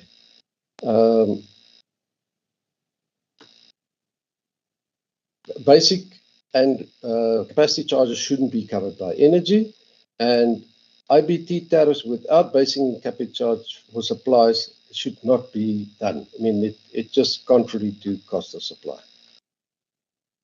Okay, in view of time, I'm not going to talk about this. Will go to the conclusions. So I think what is important to understand that the NERSA and the industry has done excellent work, and we need to not throw the baby out with the water. We need to build on what needs to happen. So what I can say emphatically is that the EPDM will not be approved in time for the 2024-25 increase. Even if approved by the end of the year, municipalities still need to do ring fencing and cost of supply and tariff studies. They would probably need to appoint service providers or get people trained to do the template. It's going to take a few months to complete. Then council need to approve it. Then they need to take it to public participation. 6 months for NERSA to approve. That's the current time. Back to council and then implementation. It's simply not feasible. What I'm proposing as an interim approach is we need to clearly address the revenue requirement methodology, including ring fencing, and then analyze the average price level applicable based on this revenue requirement. If a municipality wants structure changes, they need to then submit a detailed cost of supply study. So that, I believe, is the way that we can actually get over this problem. I think it will actually be good to go back to the court and to say what has been done, and that in terms of the revenue requirement, at least that component will be based on cost, and that any municipality that want to do cost of supply study, it's open for them to do so. There is a NRS 058, there is currently a NERSA standard. So I think in that respect, it will be able for NERSA to actually comply with the court case. I thank you. Thank you. Actually, you still kept within the 40 minutes. Really appreciate that. Thank you so very much. Can I now request engagement by members of the electricity subcommittee? May I kindly guide the members and colleagues that can we not deal with EPDM today? Mr. Barnard has raised his issues. He has a right to do so. However, can I just request that we focus today on just the cost of supply studies? There is going to be another engagement on the EPDM. So can I then open it up to members for questions, please? By show of hands. I do hope we have not lost Mr. Mkhize. Oh, he's still on the call. Yeah, okay. Members, any questions for Mr. Barnard? I don't see any hands, but whilst members are thinking, perhaps I've got a few for you, if you don't mind. Firstly, and maybe if you can just write them down as well. I just like to understand to get your understanding of tariff unbundling. So you may mention that the current tariffs as they are sufficiently unbundled. But maybe, because sometimes we all get lost in terms of terminologies. We say one thing when, other people, for instance, even with the cost of supply, others may want to call it the cost to serve. So can I just get clarity? What's your understanding? What's your view of tariff unbundling? That's number one. Number two, you made a significant presentation on ring fencing. Now, can I just get an understanding? Is in your view that ring fencing is only about dealing with how you deal with overhead costs? So, and maybe linked to that, what is your understanding, and maybe the difference between that and functionalization? Your views on both of those issues. What's your view on ring fencing and maybe even functionalization of costs? So those questions are linked too, but they're linked. Now, you have in your proposal of allocating allocating, gosh, I can't even read my handwriting now. Only methodology. Okay, in your proposals of allocating certain costs, including, for instance, cost by personnel, you've mentioned a particular approach. Is that in your understanding the only acceptable approach to allocating, especially certain costs, like, for instance, a number of those overheads? For instance, can't we use timesheets? In consulting, that is used a lot. That you basically get allocated a certain cost in terms of how much people spend assisting you in that division. Is that not something that could be used, in your opinion? All of the other methodologies, the Kansas, Nebraska, all of these other processes or other methodologies that are actually always put forward to us. So if we can indicate, maybe just as a view, why do you believe the way that you are proposing is perhaps the only, or rather the most appropriate manner to approach to allocate costs? The next question: how do you decide? I was listening to, and it came across also in the presentation by Ms. Salvador, that you do, and which you concurred, you do the revenue requirement first before you do the cost of supply. Now, the question that comes to mind, therefore, how then do you decide of which costs should go into that revenue requirement, and the extent of those costs? And linking to the question asked by Mr. Mkhize earlier, how do you test efficiencies? That the costs that are reflected, the costs that go into the revenue requirement formula, that they are prudent and that they show efficiency. How do you do? I guess the question I have in my mind, I've always said the cost of supply, in my head at least, the cost of supply also includes the study that you do in terms of collecting the costs that you're going to recognize in your revenue requirement. So if we can just clarify that in your view, Mr. Barnard. The other question, which is a more philosophical question that I'm going to ask you, the issue around sales.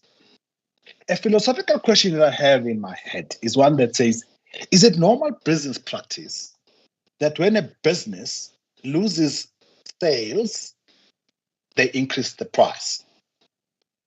I mean, is this issue of taking into account lost sales in your revenues and increasing so that you actually achieve your allowed revenue by increasing because the only way you can do that is by increasing the tariff.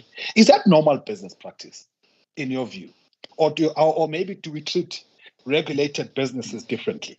That when you lose sales, you increase price.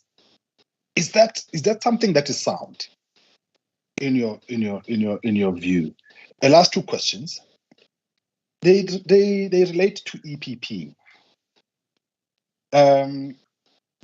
I guess firstly, just if we can just indicate, for me, I've always wondered the question whether we all are on the same wavelength. Is EPP a guide or is it law? Does it prescribe? I mean, we always say EPP says must.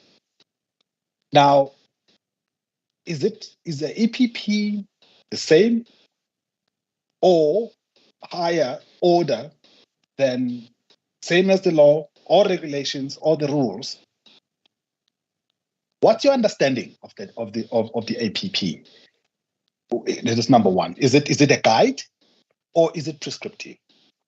But the question that's a side question. But the main question I wanted to ask you, you've indicated a lot of the positions that are in the EPP. Are you perhaps indicating that if we had implemented the EPP as it is defined, exactly as it is defined, are you saying that there would not be any problems with pricing? Are you saying that perhaps the pricing problems that we have are because we don't implement the EPP to the T?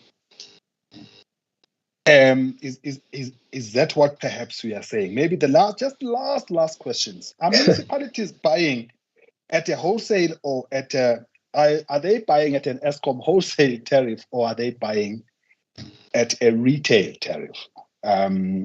You probably know where that one comes from. Thank you. I know I've asked a whole lot more questions. I'm just compensating for my colleagues that seemingly, I guess to them, the presentation is clear. Again, Mr. Barnard, you don't have to respond to all of the questions today. You can choose the ones that you feel comfortable to respond to. You can assist us with further inputs by writing if you so chose. But over to you. Thank you, Chair. Now I can reply to all of these. I mean, the issue of unbundling, your first question. Unbundling is basically saying that in your tariff to the consumer, you show the different components. For example, you will show energy peak, standard and off-peak period. You will show ancillary charges. You will say, show subsidies for electrification and rural. You will show the transmission access charge. You will show the distribution network charge. You will show the customer service charge. That is what unbundling is. So an unbundled tariff would typically be one that says your price is R2 per kilowatt hour, full stop. Although it's supposed to cover all those components. So that is what is referred to in the industry as unbundling. It's the tariff showing the different components. And what I was saying is that the ESCOM Megaflex tariff, for example, is as unbundled as it makes sense. I mean, it can be broken down further. For example, we have the renewable energy levy, which was shown transparently before, but was removed. So one can break it down further, but eventually it gets to a point where it doesn't make sense. So it's important, I think, just when we look at the Megaflex bill, for example, you can see what is the cost of generation, what is the cost of transmission, what is the cost of the distribution in terms of demand and network, and what is the energy cost. So that is what is unbundling is concerned, and I think we are, in fact, way ahead with the rest of the world. So now the issue of ring fencing. No, it is not just overhead costs. The first part of ring fencing is to determine what is the legitimate cost that is in that. So what I typically find is that there are transactions in there which don't belong in there. For example, the supply of electricity directly to a sewerage work, where the bill is supposed to be paid for by the sewerage department. Sometimes that is included in the cost of the electricity department.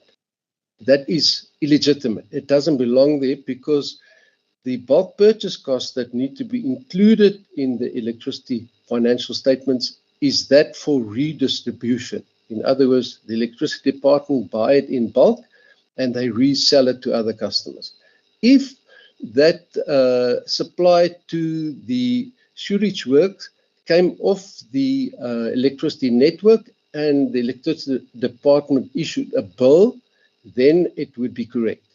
But in some cases, we find that it's done incorrectly. So there are various such items. But so ring fencing is about legitimate cost, point one, and then allocation of overhead costs. So you were talking then about allocating the cost within electricity. Yes, absolutely. Timesheets, if we've got that, very, very good. In fact, we have timesheets in the Oeverstrand municipality where they actually, the lady there went through all of those timesheets and allocated the cost between those activities as I indicated. So yes, I absolutely support that. Any other approach that is proposed by the municipality or anybody else, we're quite happy to apply. But we have found that the ones we are using now is reasonable. Then the issue of how do I decide revenue requirement and then cost? Honestly, you've asked that question to Shirley as well. I cannot understand that. The first issue is determining what is the legitimate cost, the prudent cost, to determine the revenue requirement. It includes all issues of prudency. And then once you've determined that, the cost of supply process is not a process of determining what the costs are. It's an allocation process. So you don't change any of the costs which is in the revenue requirement. You are simply allocating them. Then the issue of sales. You're saying, is it normal? It is not normal in a normal business. But here we are talking about monopolies. And in the case of monopolies, this is how it works. So if we are saying the revenue requirement is a given, then automatically the sales don't come through as a lump sum. It comes through in unit charges. So if the units change, then the price will change. Now let's just think of what is happening at the moment in South Africa. Somebody mentioned the amount of PV that's been brought into the country is the equivalent of one coal-fired power station. Now you can imagine, let's say a third of that, it would equate to a third of the energy generated by that power station. That means the sales in the country is coming down, and that is coming down in all the municipalities. So if we are not going to address the reduction in sales, the municipalities and Eskom will go bankrupt. Now, the EPP certainly says that we must ensure the sustainability of electricity utilities. So we don't like it. I mean, none of us like it. This RCA is a pain for everybody in the industry. But the alternative is that cost becomes stranded, and then national government will have to foot the bill. So we're either going to pay for it in the tariff or we're going to pay through the taxes. If we look at the municipality case, you know, they will have to reduce the amount of service provided, or they will have to increase their rates and taxes. So it's we don't like it, but it's a reality of monopolies. Then your question relating to the EPP. The electricity pricing policy was approved by Cabinet. So if you want to consider that as a guideline, I certainly don't consider things approved by Cabinet as a guideline, but as the policy. It doesn't say guideline, it says policy. Policies have to be complied with. So your question is, if we did apply the EPP, whether all of our problems would have disappeared? Of course not all of them. I mean, the biggest issue, I think, facing the industry is the high losses. Now, the EPP is not going to solve the high losses. That is relating to the ability of municipalities to recover the revenue. But, for example, one of the problems that would have been addressed is when NERSA introduced the IBT tariff. That problem would have been solved. To give you an example, Bloemfontein municipality through Centlec, with the introduction of EPP, lost in 1 year 50 million rands worth of revenue. After 4 years, they owed Eskom 200 million. You know, do the sums. So a part of the problem of non-payment in municipalities has been because the EPP was not being applied.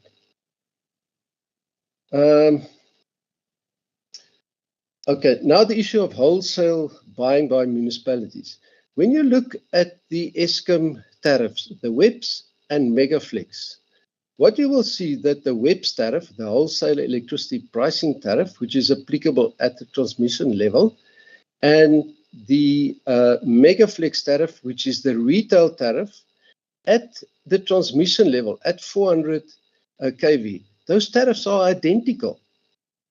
In other words, you know, whether you want to call it a wholesale or a retail,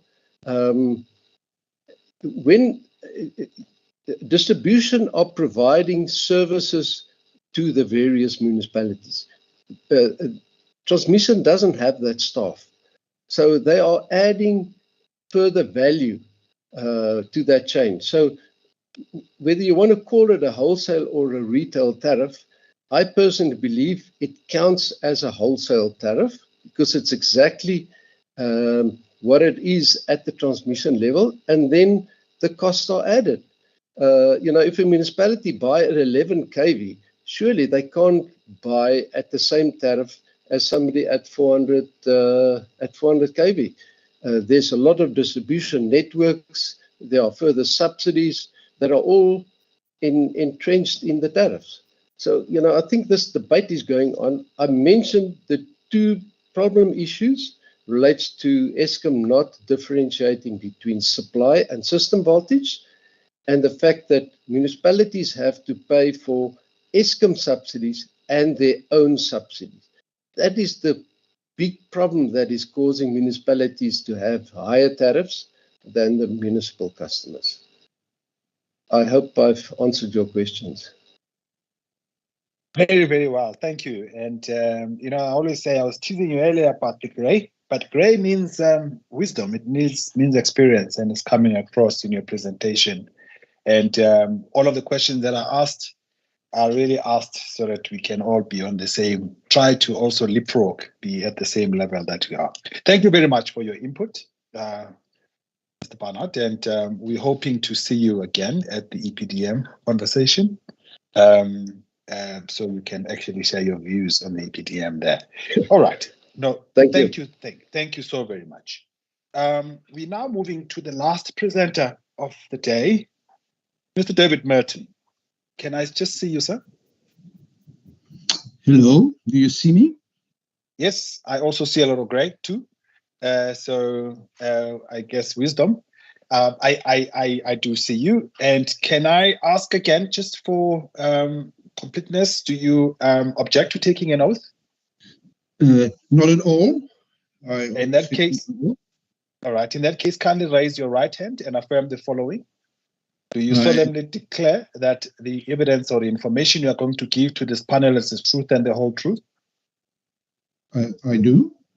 For the record, please state your name, the organization you are representing today, and your designation in it, please. Okay, my name is David Mertens. I represent ASAC, which is the Association of South African Chambers.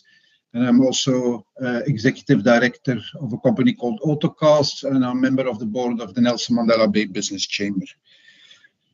All right. No, thank you. I assume you've got a presentation. If you have, I'm not sure whether you've shared it with Mr. Mabunda.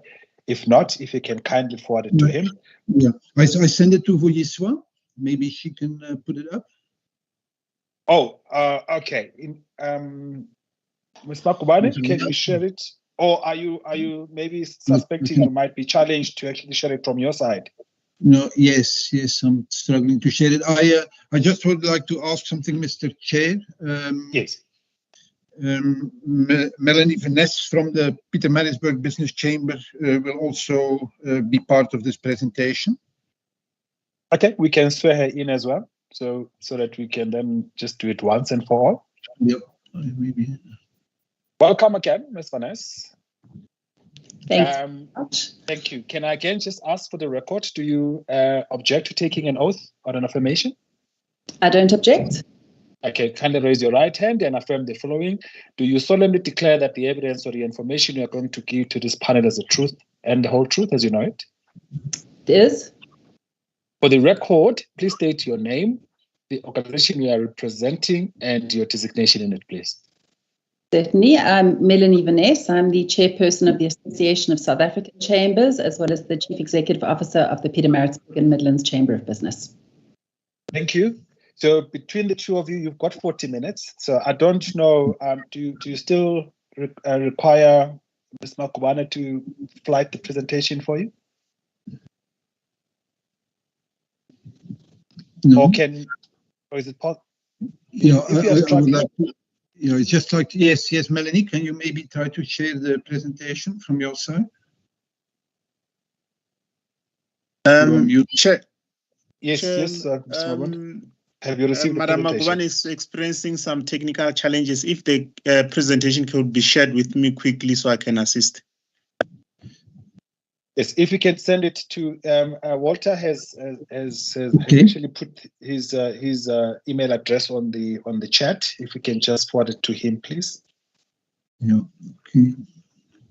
It's walter.mabunda at nesa.org.za. Yes.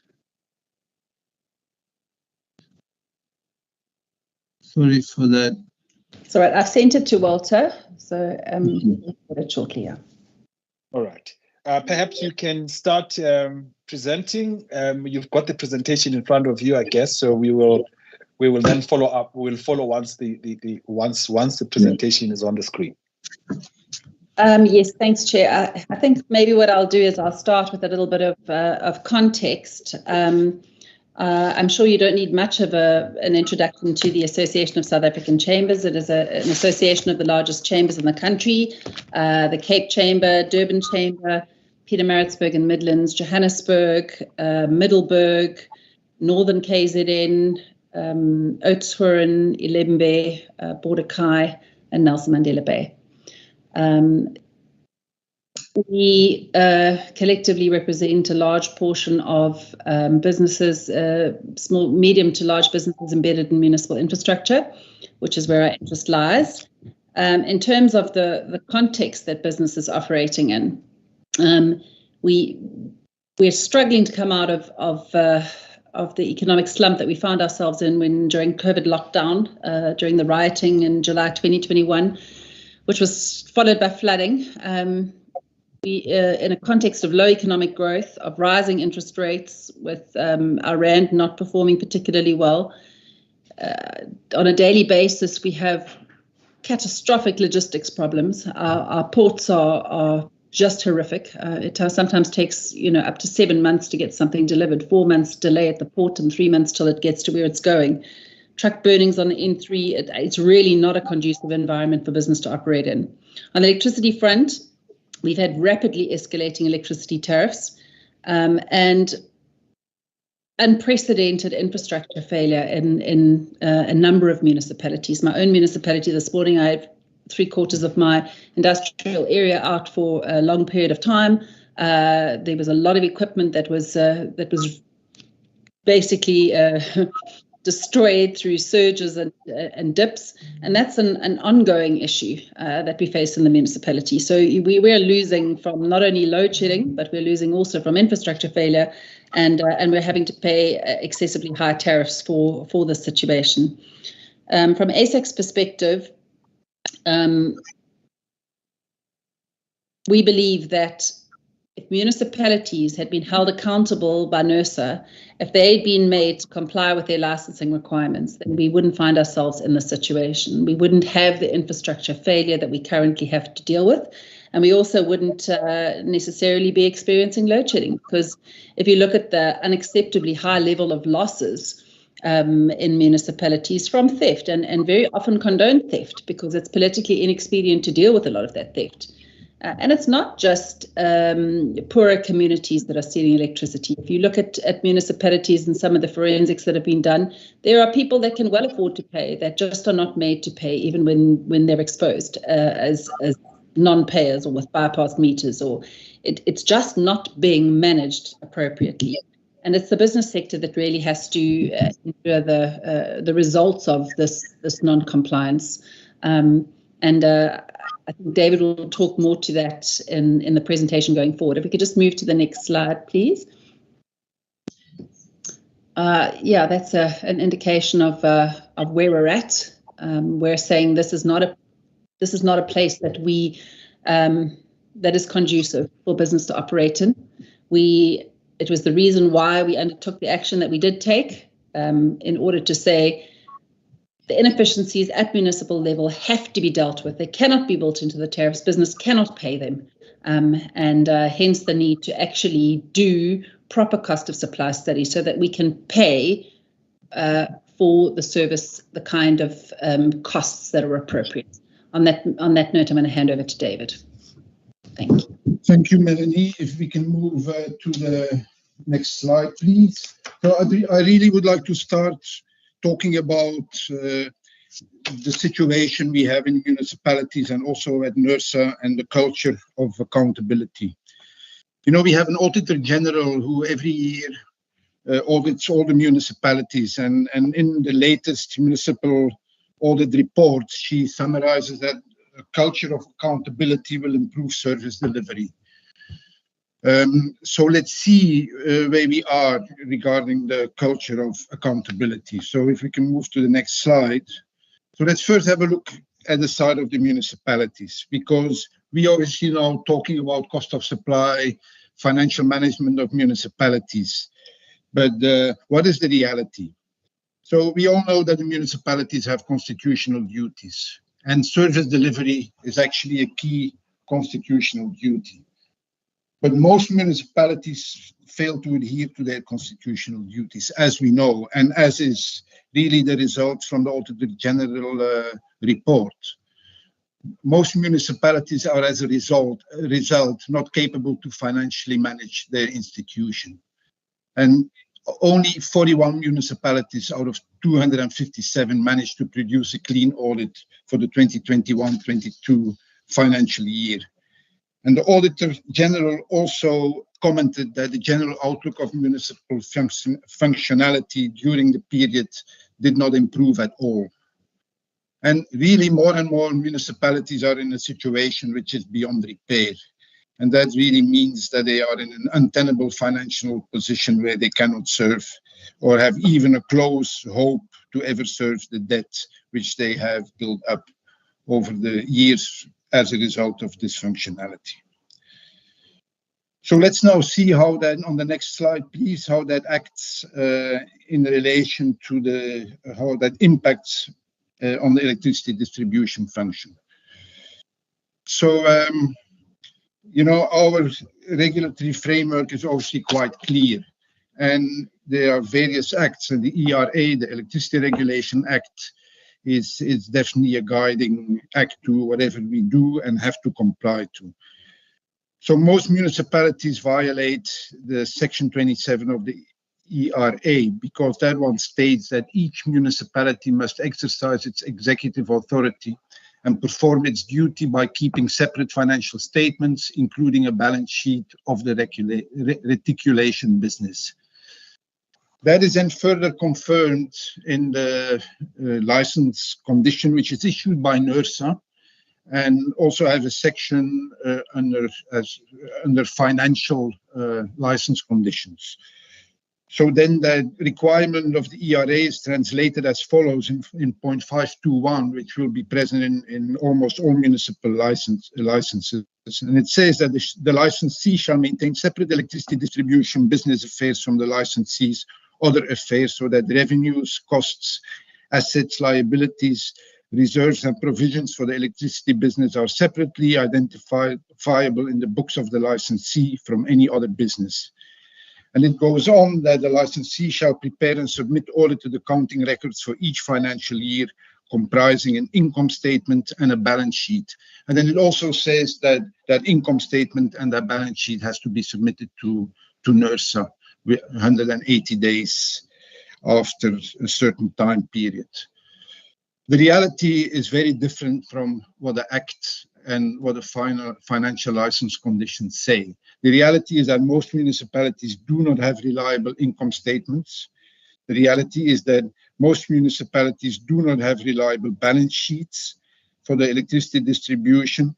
And even on a downgraded level, most municipalities fail to provide simplified financial inputs to NERSA, such as deforms or other requirements NERSA might have.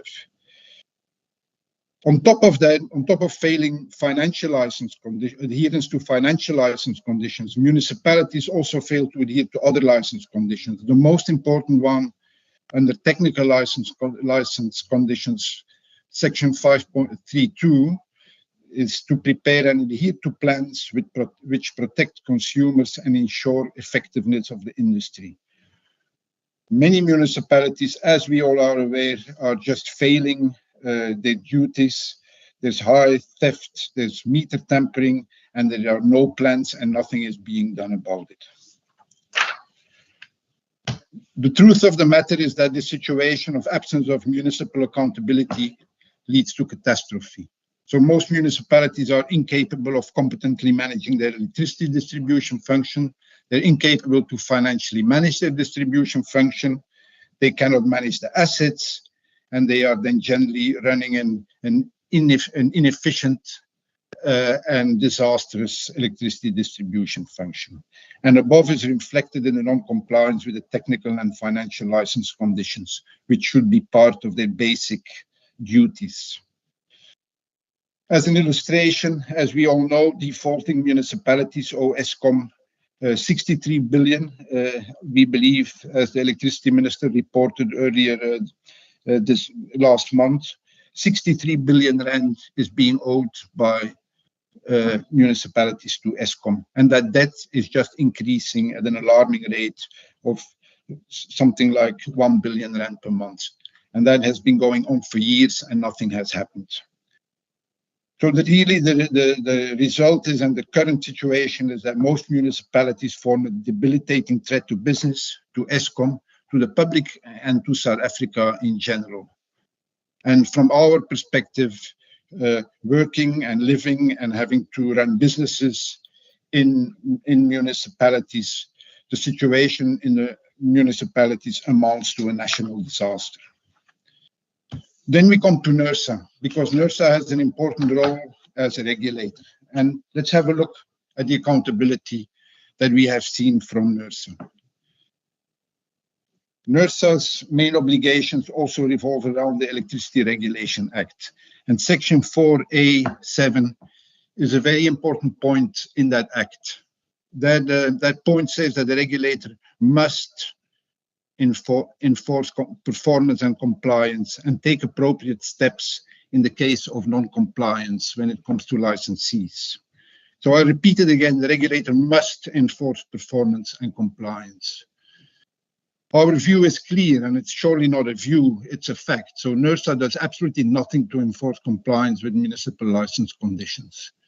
And actually, it's even worse. NERSA defends dysfunctional and defaulting licensees to keep their license. I am referring to the Mfuleni situation when I'm making this statement.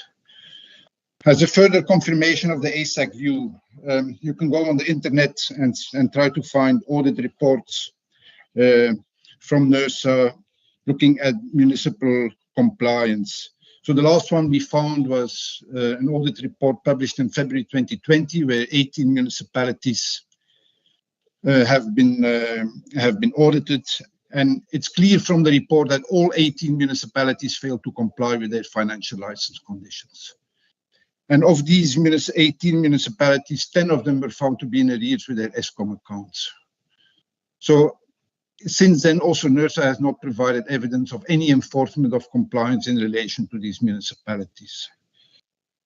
So the unfortunate conclusion from ASAC here is that NERSA facilitates unlawfulness by ignoring its constitutional obligations, and that actually NERSA acts unlawfully by protecting non-complying licensees.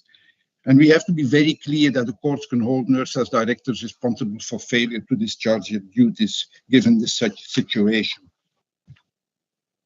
Can we, then going to the next slide, talking about tariffs and the impact it has on tariffs.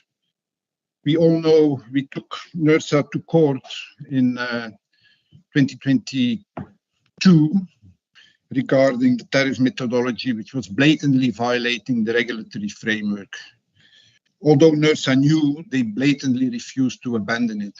And it's only because we went to court and challenged that position that NERSA, that we had the whole tariff methodology, the unlawful tariff methodology set aside.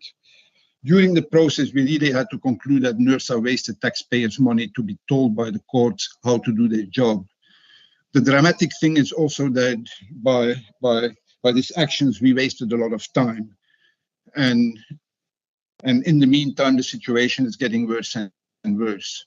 So NERSA lives in a state of denial. And I think this whole process that we are talking about, where we're talking about technical matters and not the realities that we are living with, while we have a disaster which is unfolding in front of our eyes. And NERSA's consultation paper confirms this position of ignorance.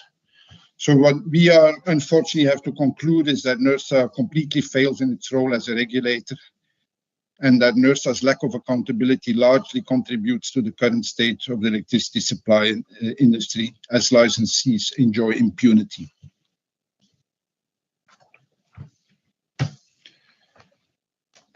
Then let's talk a bit about the cost of supply methodology. Obviously, you know, our court case was all around implementation of the framework, and cost of supply is the way forward. But cost of supply cannot be implemented in municipalities which do not comply with their license conditions, particularly their financial license conditions.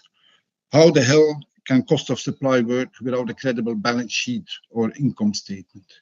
So basic financial management is a requirement to enable cost of supply to work.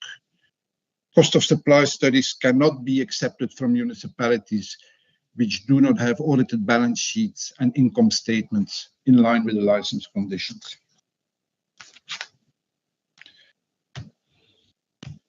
As a result of that, we come to some recommendations regarding municipal compliance. NERSA should recommend, per the regulatory framework, to recommend immediate license revocations for all municipalities defaulting on ESCOM.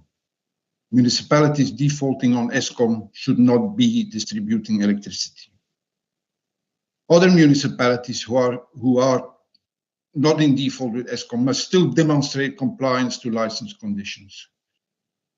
Municipalities not complying with license conditions must be given 12 months notice to demonstrate compliance. Non-compliance after 12 months must be followed by a license revocation. So we basically give them a remission period of a year to make sure they come right. When it comes to revocation, there's obviously difficulties with practical implementation, given the fact that defaulting municipalities are affecting ESCOM would mean that ESCOM is the most likely party to take possession of the undertaking of the licensee. Nevertheless, these defaulting municipalities require rescue plans to stem the financial losses, and something needs to be done because the situation in these municipalities is usually dramatic and the assets are completely ignored and run down. So that's why stakeholders, including Treasury, must find solutions to support workable rescue plans for the failed municipalities. And as organized business, we also understand that we have a role to play, and we are definitely willing to be part of that solution.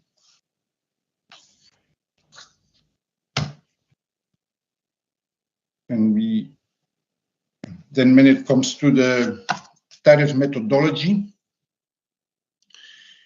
again, I want to repeat that enforcement of compliance comes first, because we cannot go into new methodologies in a chaotic environment. So only complying municipalities should transfer to cost of supply. There's not many of them. Municipalities that are defaulting on ESCOM with revoked licenses, NERSA should request the courts for the new undertaker to use the benchmark methodology. And maybe with that comes an additional year of the guideline and bench methodology which can be used, and after which then cost of supply must be implemented. The municipalities not complying within remission, we suggest that NERSA requests the courts to allow the benchmark methodology to be allowed for another year when compliance needs to be achieved. However, if compliance is not achieved within 12 months or the municipality defaults on ESCOM, the license must be revoked.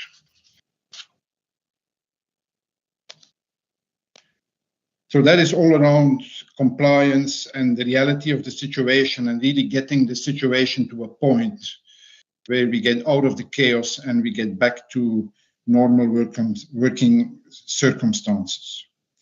Then our specific comments on the cost of supply framework, we only want to comment on a few points. We do believe that the 2015 cost of supply framework forms a good basis for the way forward. However, there's a big issue with the margin, which is included in that cost of supply framework, which I will get to. The framework was never factually implemented, because NERSA never enforced compliance and financial information is not available.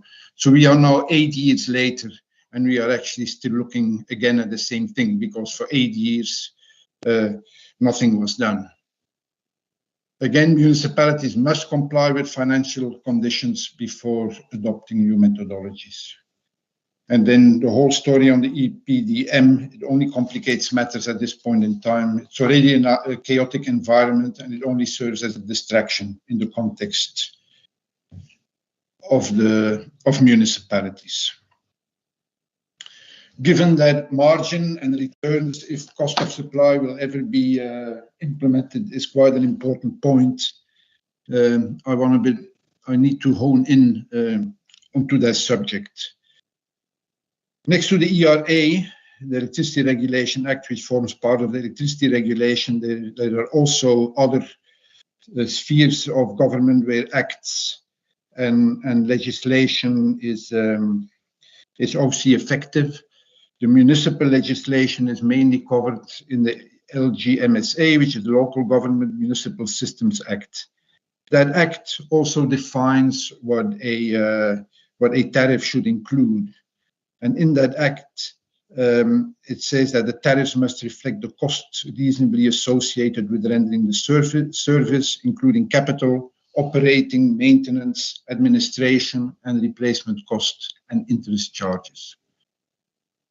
Then the other legislation which is important in this space is the Municipal Fiscal Powers and Functions Act, where there's a definition of what a municipal base tariff should be. And there it says that the necessary fees to cover the actual costs associated with rendering the municipal service, and it includes bulk purchase cost, overhead, operating and maintenance costs, capital costs, and then a reasonable rate of return if authorized by a regulator or the minister. So although the reasonable margin or return is part of the Electricity Regulation Act, it does not, the margin does not apply to municipalities because the municipal legislation does not allow for a margin. It only allows for a reasonable return. So a reasonable margin is unlawful in the municipal context. Then the question would be, what would the goal of such a margin be? What would it be used for? In a ring-fence environment in the electricity supply industry, it can only stay within the accounts and the balance sheet of the electricity distribution function. The next point is how we would deal with the return and the regulated asset base, which is your question 7 and 8 in the consultation document. So I've already stated that most municipalities have no credible asset base and no credible balance sheets for the electricity distribution. That is actually the lack of proper balance sheets and asset registers is actually one of the major non-compliances reported by the Auditor General for most municipalities. So without balance sheets, it's impossible for the municipality to determine the value of the asset base and what has been paid for through the tariffs. So in most municipalities, actually, most assets are old and written off. So if we start with the cost of supply and from a proper financial basis, most balance sheets will need to be restated. So our recommendations are here that the RAB must only constitute the residual value of identifiable existing assets. Returns must be ring-fenced and charged only on the RAB and working capital. And then the return must be limited to interest at commercial rates. And I actually want to hone in on that point as well, because we do not understand why it should be any different from that. If you put your money in the bank, what you get as a return is the interest, nothing else. And that must be exactly the same for any money invested into the electricity department, given the municipal legislative framework. The other thing I believe that we need to do is regarding funding of municipalities and municipal infrastructure is not just to look at the past and what assets are there and what has ever been paid in the past. We must actually look at the future, and we should allow municipalities ring-fence income based on the required investments in line with basically with their budgets and their integrated development plans. As a last point, it was very good for us to see that finally NERSA has come up with some suggestions regarding wheeling charges. Currently, wheeling charges are in limbo. Wheeling charges have not been approved for the 2023-24 tariff determinations for the municipalities that have applied for wheeling charges. That is a big problem because it creates a lot of uncertainty and it actually prevents investment in generation capacity, because there are companies who are willing to invest, but given the uncertainty on pricing, there is hesitation to invest. So the wheeling charges have to be resolved as soon as possible. In our view, it has nothing to do with this new methodology.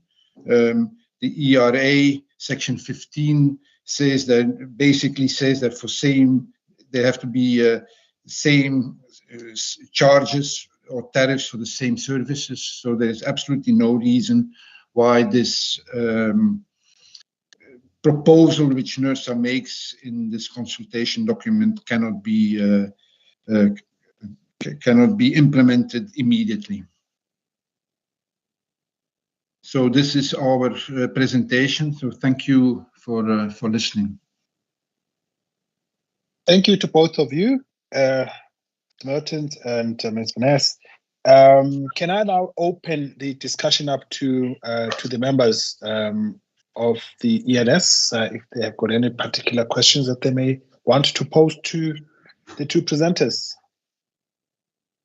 If you can indicate, members, if you've got any particular questions that you want to pose. Okay, whilst the members are still thinking, I've got two for you.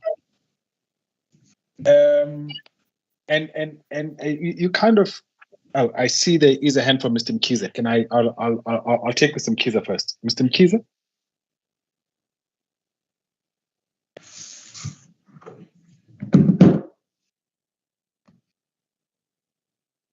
Mr. Mkiza, you are on mute. Thanks, Chairperson, and thanks to the presenters. I just want to make sure I heard David well. Are you proposing that non-complying municipalities should use the same benchmarks that you were unhappy about? Just want to get, I don't know if I heard you correctly there. And two, there are local economic development platforms at municipal level. I'd just like to know, in terms of your participation there, have you made any concrete proposals in terms of how you can assist municipalities or your particular municipality in complying as business? And also maybe to also get your stance in terms of assistance of whatever kind to municipalities to then undertake these cost of supply studies. Thank you. Thank you, Mr. Mkiza. I hope, David, you're writing faster than ours. Okay, my questions are, it's just two of them. The first one is, do you believe that the move towards cost of supply studies, the approach that is used, that it will address the problems that you flagged? And if so, how? If you can just maybe just assist me in that regard, the problems that you started up with. Could you repeat that question, please? Yeah, I'm saying, do you believe that the move towards the cost of supply, that moving all municipalities, as you say in your words, that are complying, municipalities move to cost of supply, do you think it will address the challenges that you flagged? And if so, how? But my second question is, you've expressed very strong views around NERSA. Other than what is stipulated under Section 17 and 18 of the Electricity Regulation Act, what else do you believe that NERSA could do? Well, 17, 18, and 19, I guess, in terms of taking somebody to court and getting the court to actually revoke a license. But what else can NERSA do? I mean, what do you believe? What do you believe NERSA is empowered to do, and it is not doing? If you can be explicit on that front, please. Thanks. Over to you. Okay, thank you for these very interesting questions. I'm actually very happy that you are asking these questions, and I will first answer the one regarding the concrete proposals which we would have made at local level. Over the last specifically 2 years, we have really attempted to find solutions for our municipality. So our municipality is a municipality which is not defaulting to Eskom yet, but it is actually loss-making. I think the turnover from the electricity department is about 8 billion rand, and the budgeted loss is 1.3 billion rand for this current financial year. So in such a situation, the only result can be that it is actually going to hit the wall at one point in time, and it'll also be defaulting on Eskom, with all the obviously negative consequences for everybody in our municipality. So we have really tried to bring a, let's say, multi-stakeholder group together, comprising the municipality, us as business, even the unions, Eskom, and eventually also Treasury would need to be a part of that to find a solution and a way forward. In other words, to kind of create a rescue plan with all the main stakeholders which are financially involved in the electricity distribution function, to come up with a way forward, to come back to a situation where the electricity distribution function becomes sustainable. So, and obviously we have a very unstable political environment in our municipality. And at this point in time, we do not see any real action and solutions going forward because of the political instability. So what we are, as it stands, it's very frustrating for us because the only thing we are waiting is for that moment where we're going to hit the wall. And that is why we are saying, you know, we are trying, we actually want to be part of the solution, but there's actually no interest in the solution. So we must actually have counterparts which are interested in the solution. And also, hence why we believe that revocation in such cases is the only way forward. Because you cannot imagine that a municipality wants to keep running at losses of more than R1 billion because of the situation of mismanagement, and the losses are mainly caused by electricity theft and illegal connections.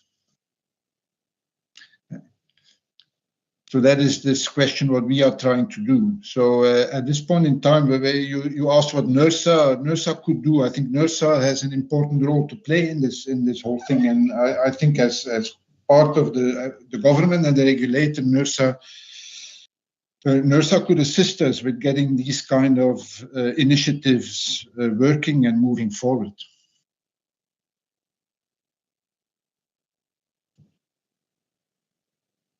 Okay. There was a direct question about of clarity, which was asked by Mr. Mkhize around whether he actually heard you correctly in saying that the non-compliant municipalities should continue using the benchmark.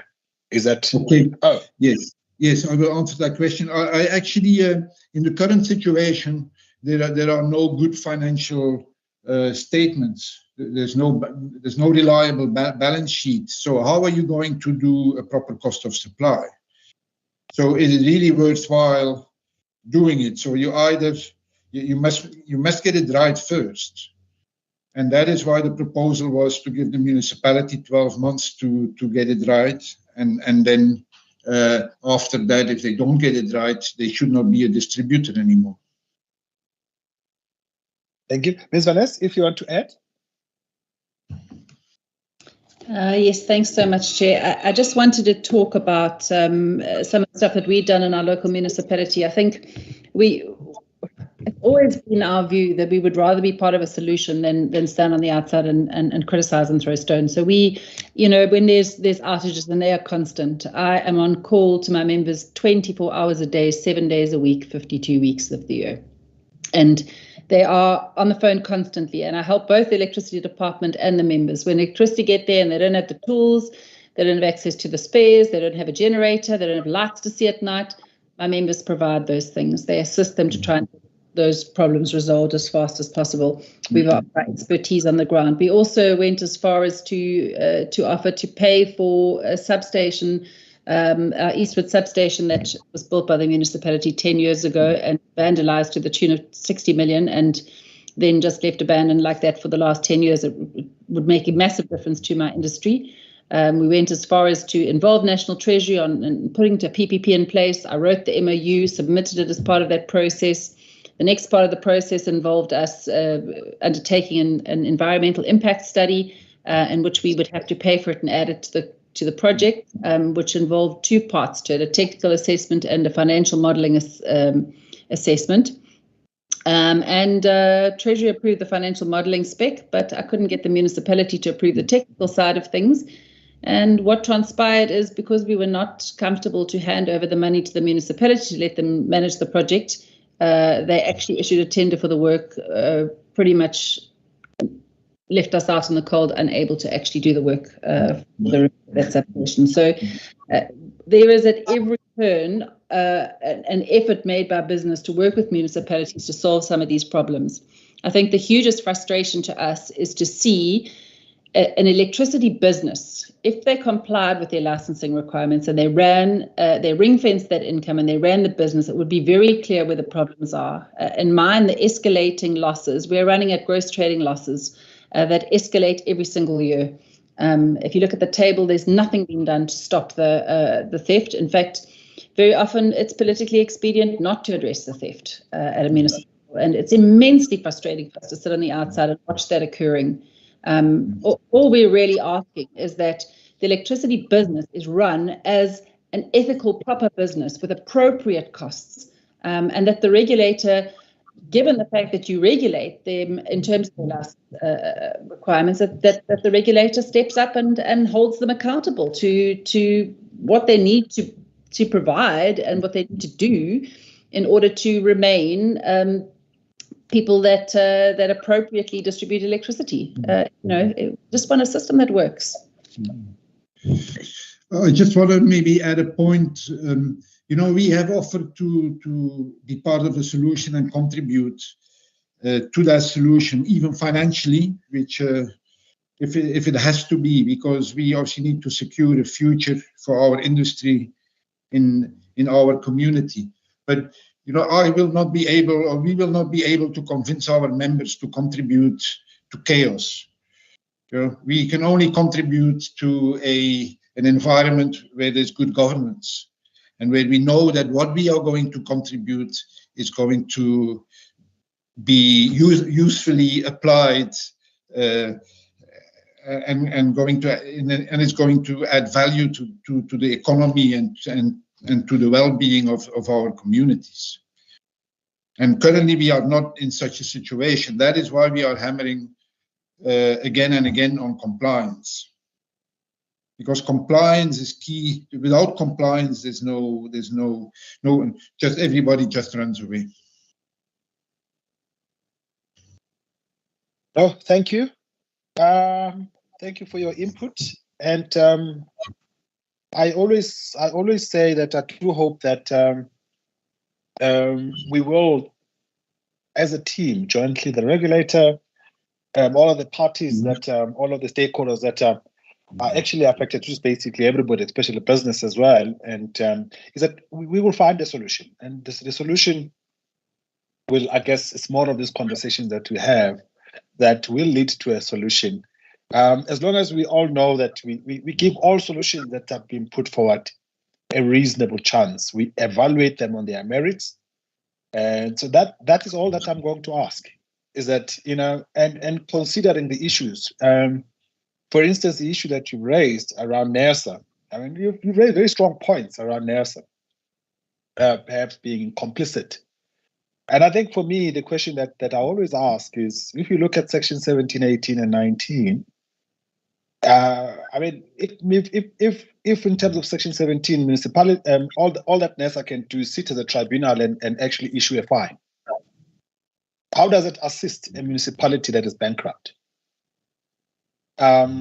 Yes, there's an issue that you can revoke a license, but section 17 is very specific on the conditions of that revocation of a license. Then if you go to section 19, which is about taking somebody to the courts, there are court procedures, but there are also other issues, constitutional requirements and things that govern. So I guess what I'm saying is that clearly there is a solution, but I think it would be useful if we all hold each other's hands and walk this journey, and just don't lose faith with us. But I think let's understand the constraints as well, jointly as a team. But I did see very strong words against NERSA of complicity. But I think for me, perhaps where NERSA fails is communicating what it can and cannot do, because we are a creature of statute. We cannot act outside of our law.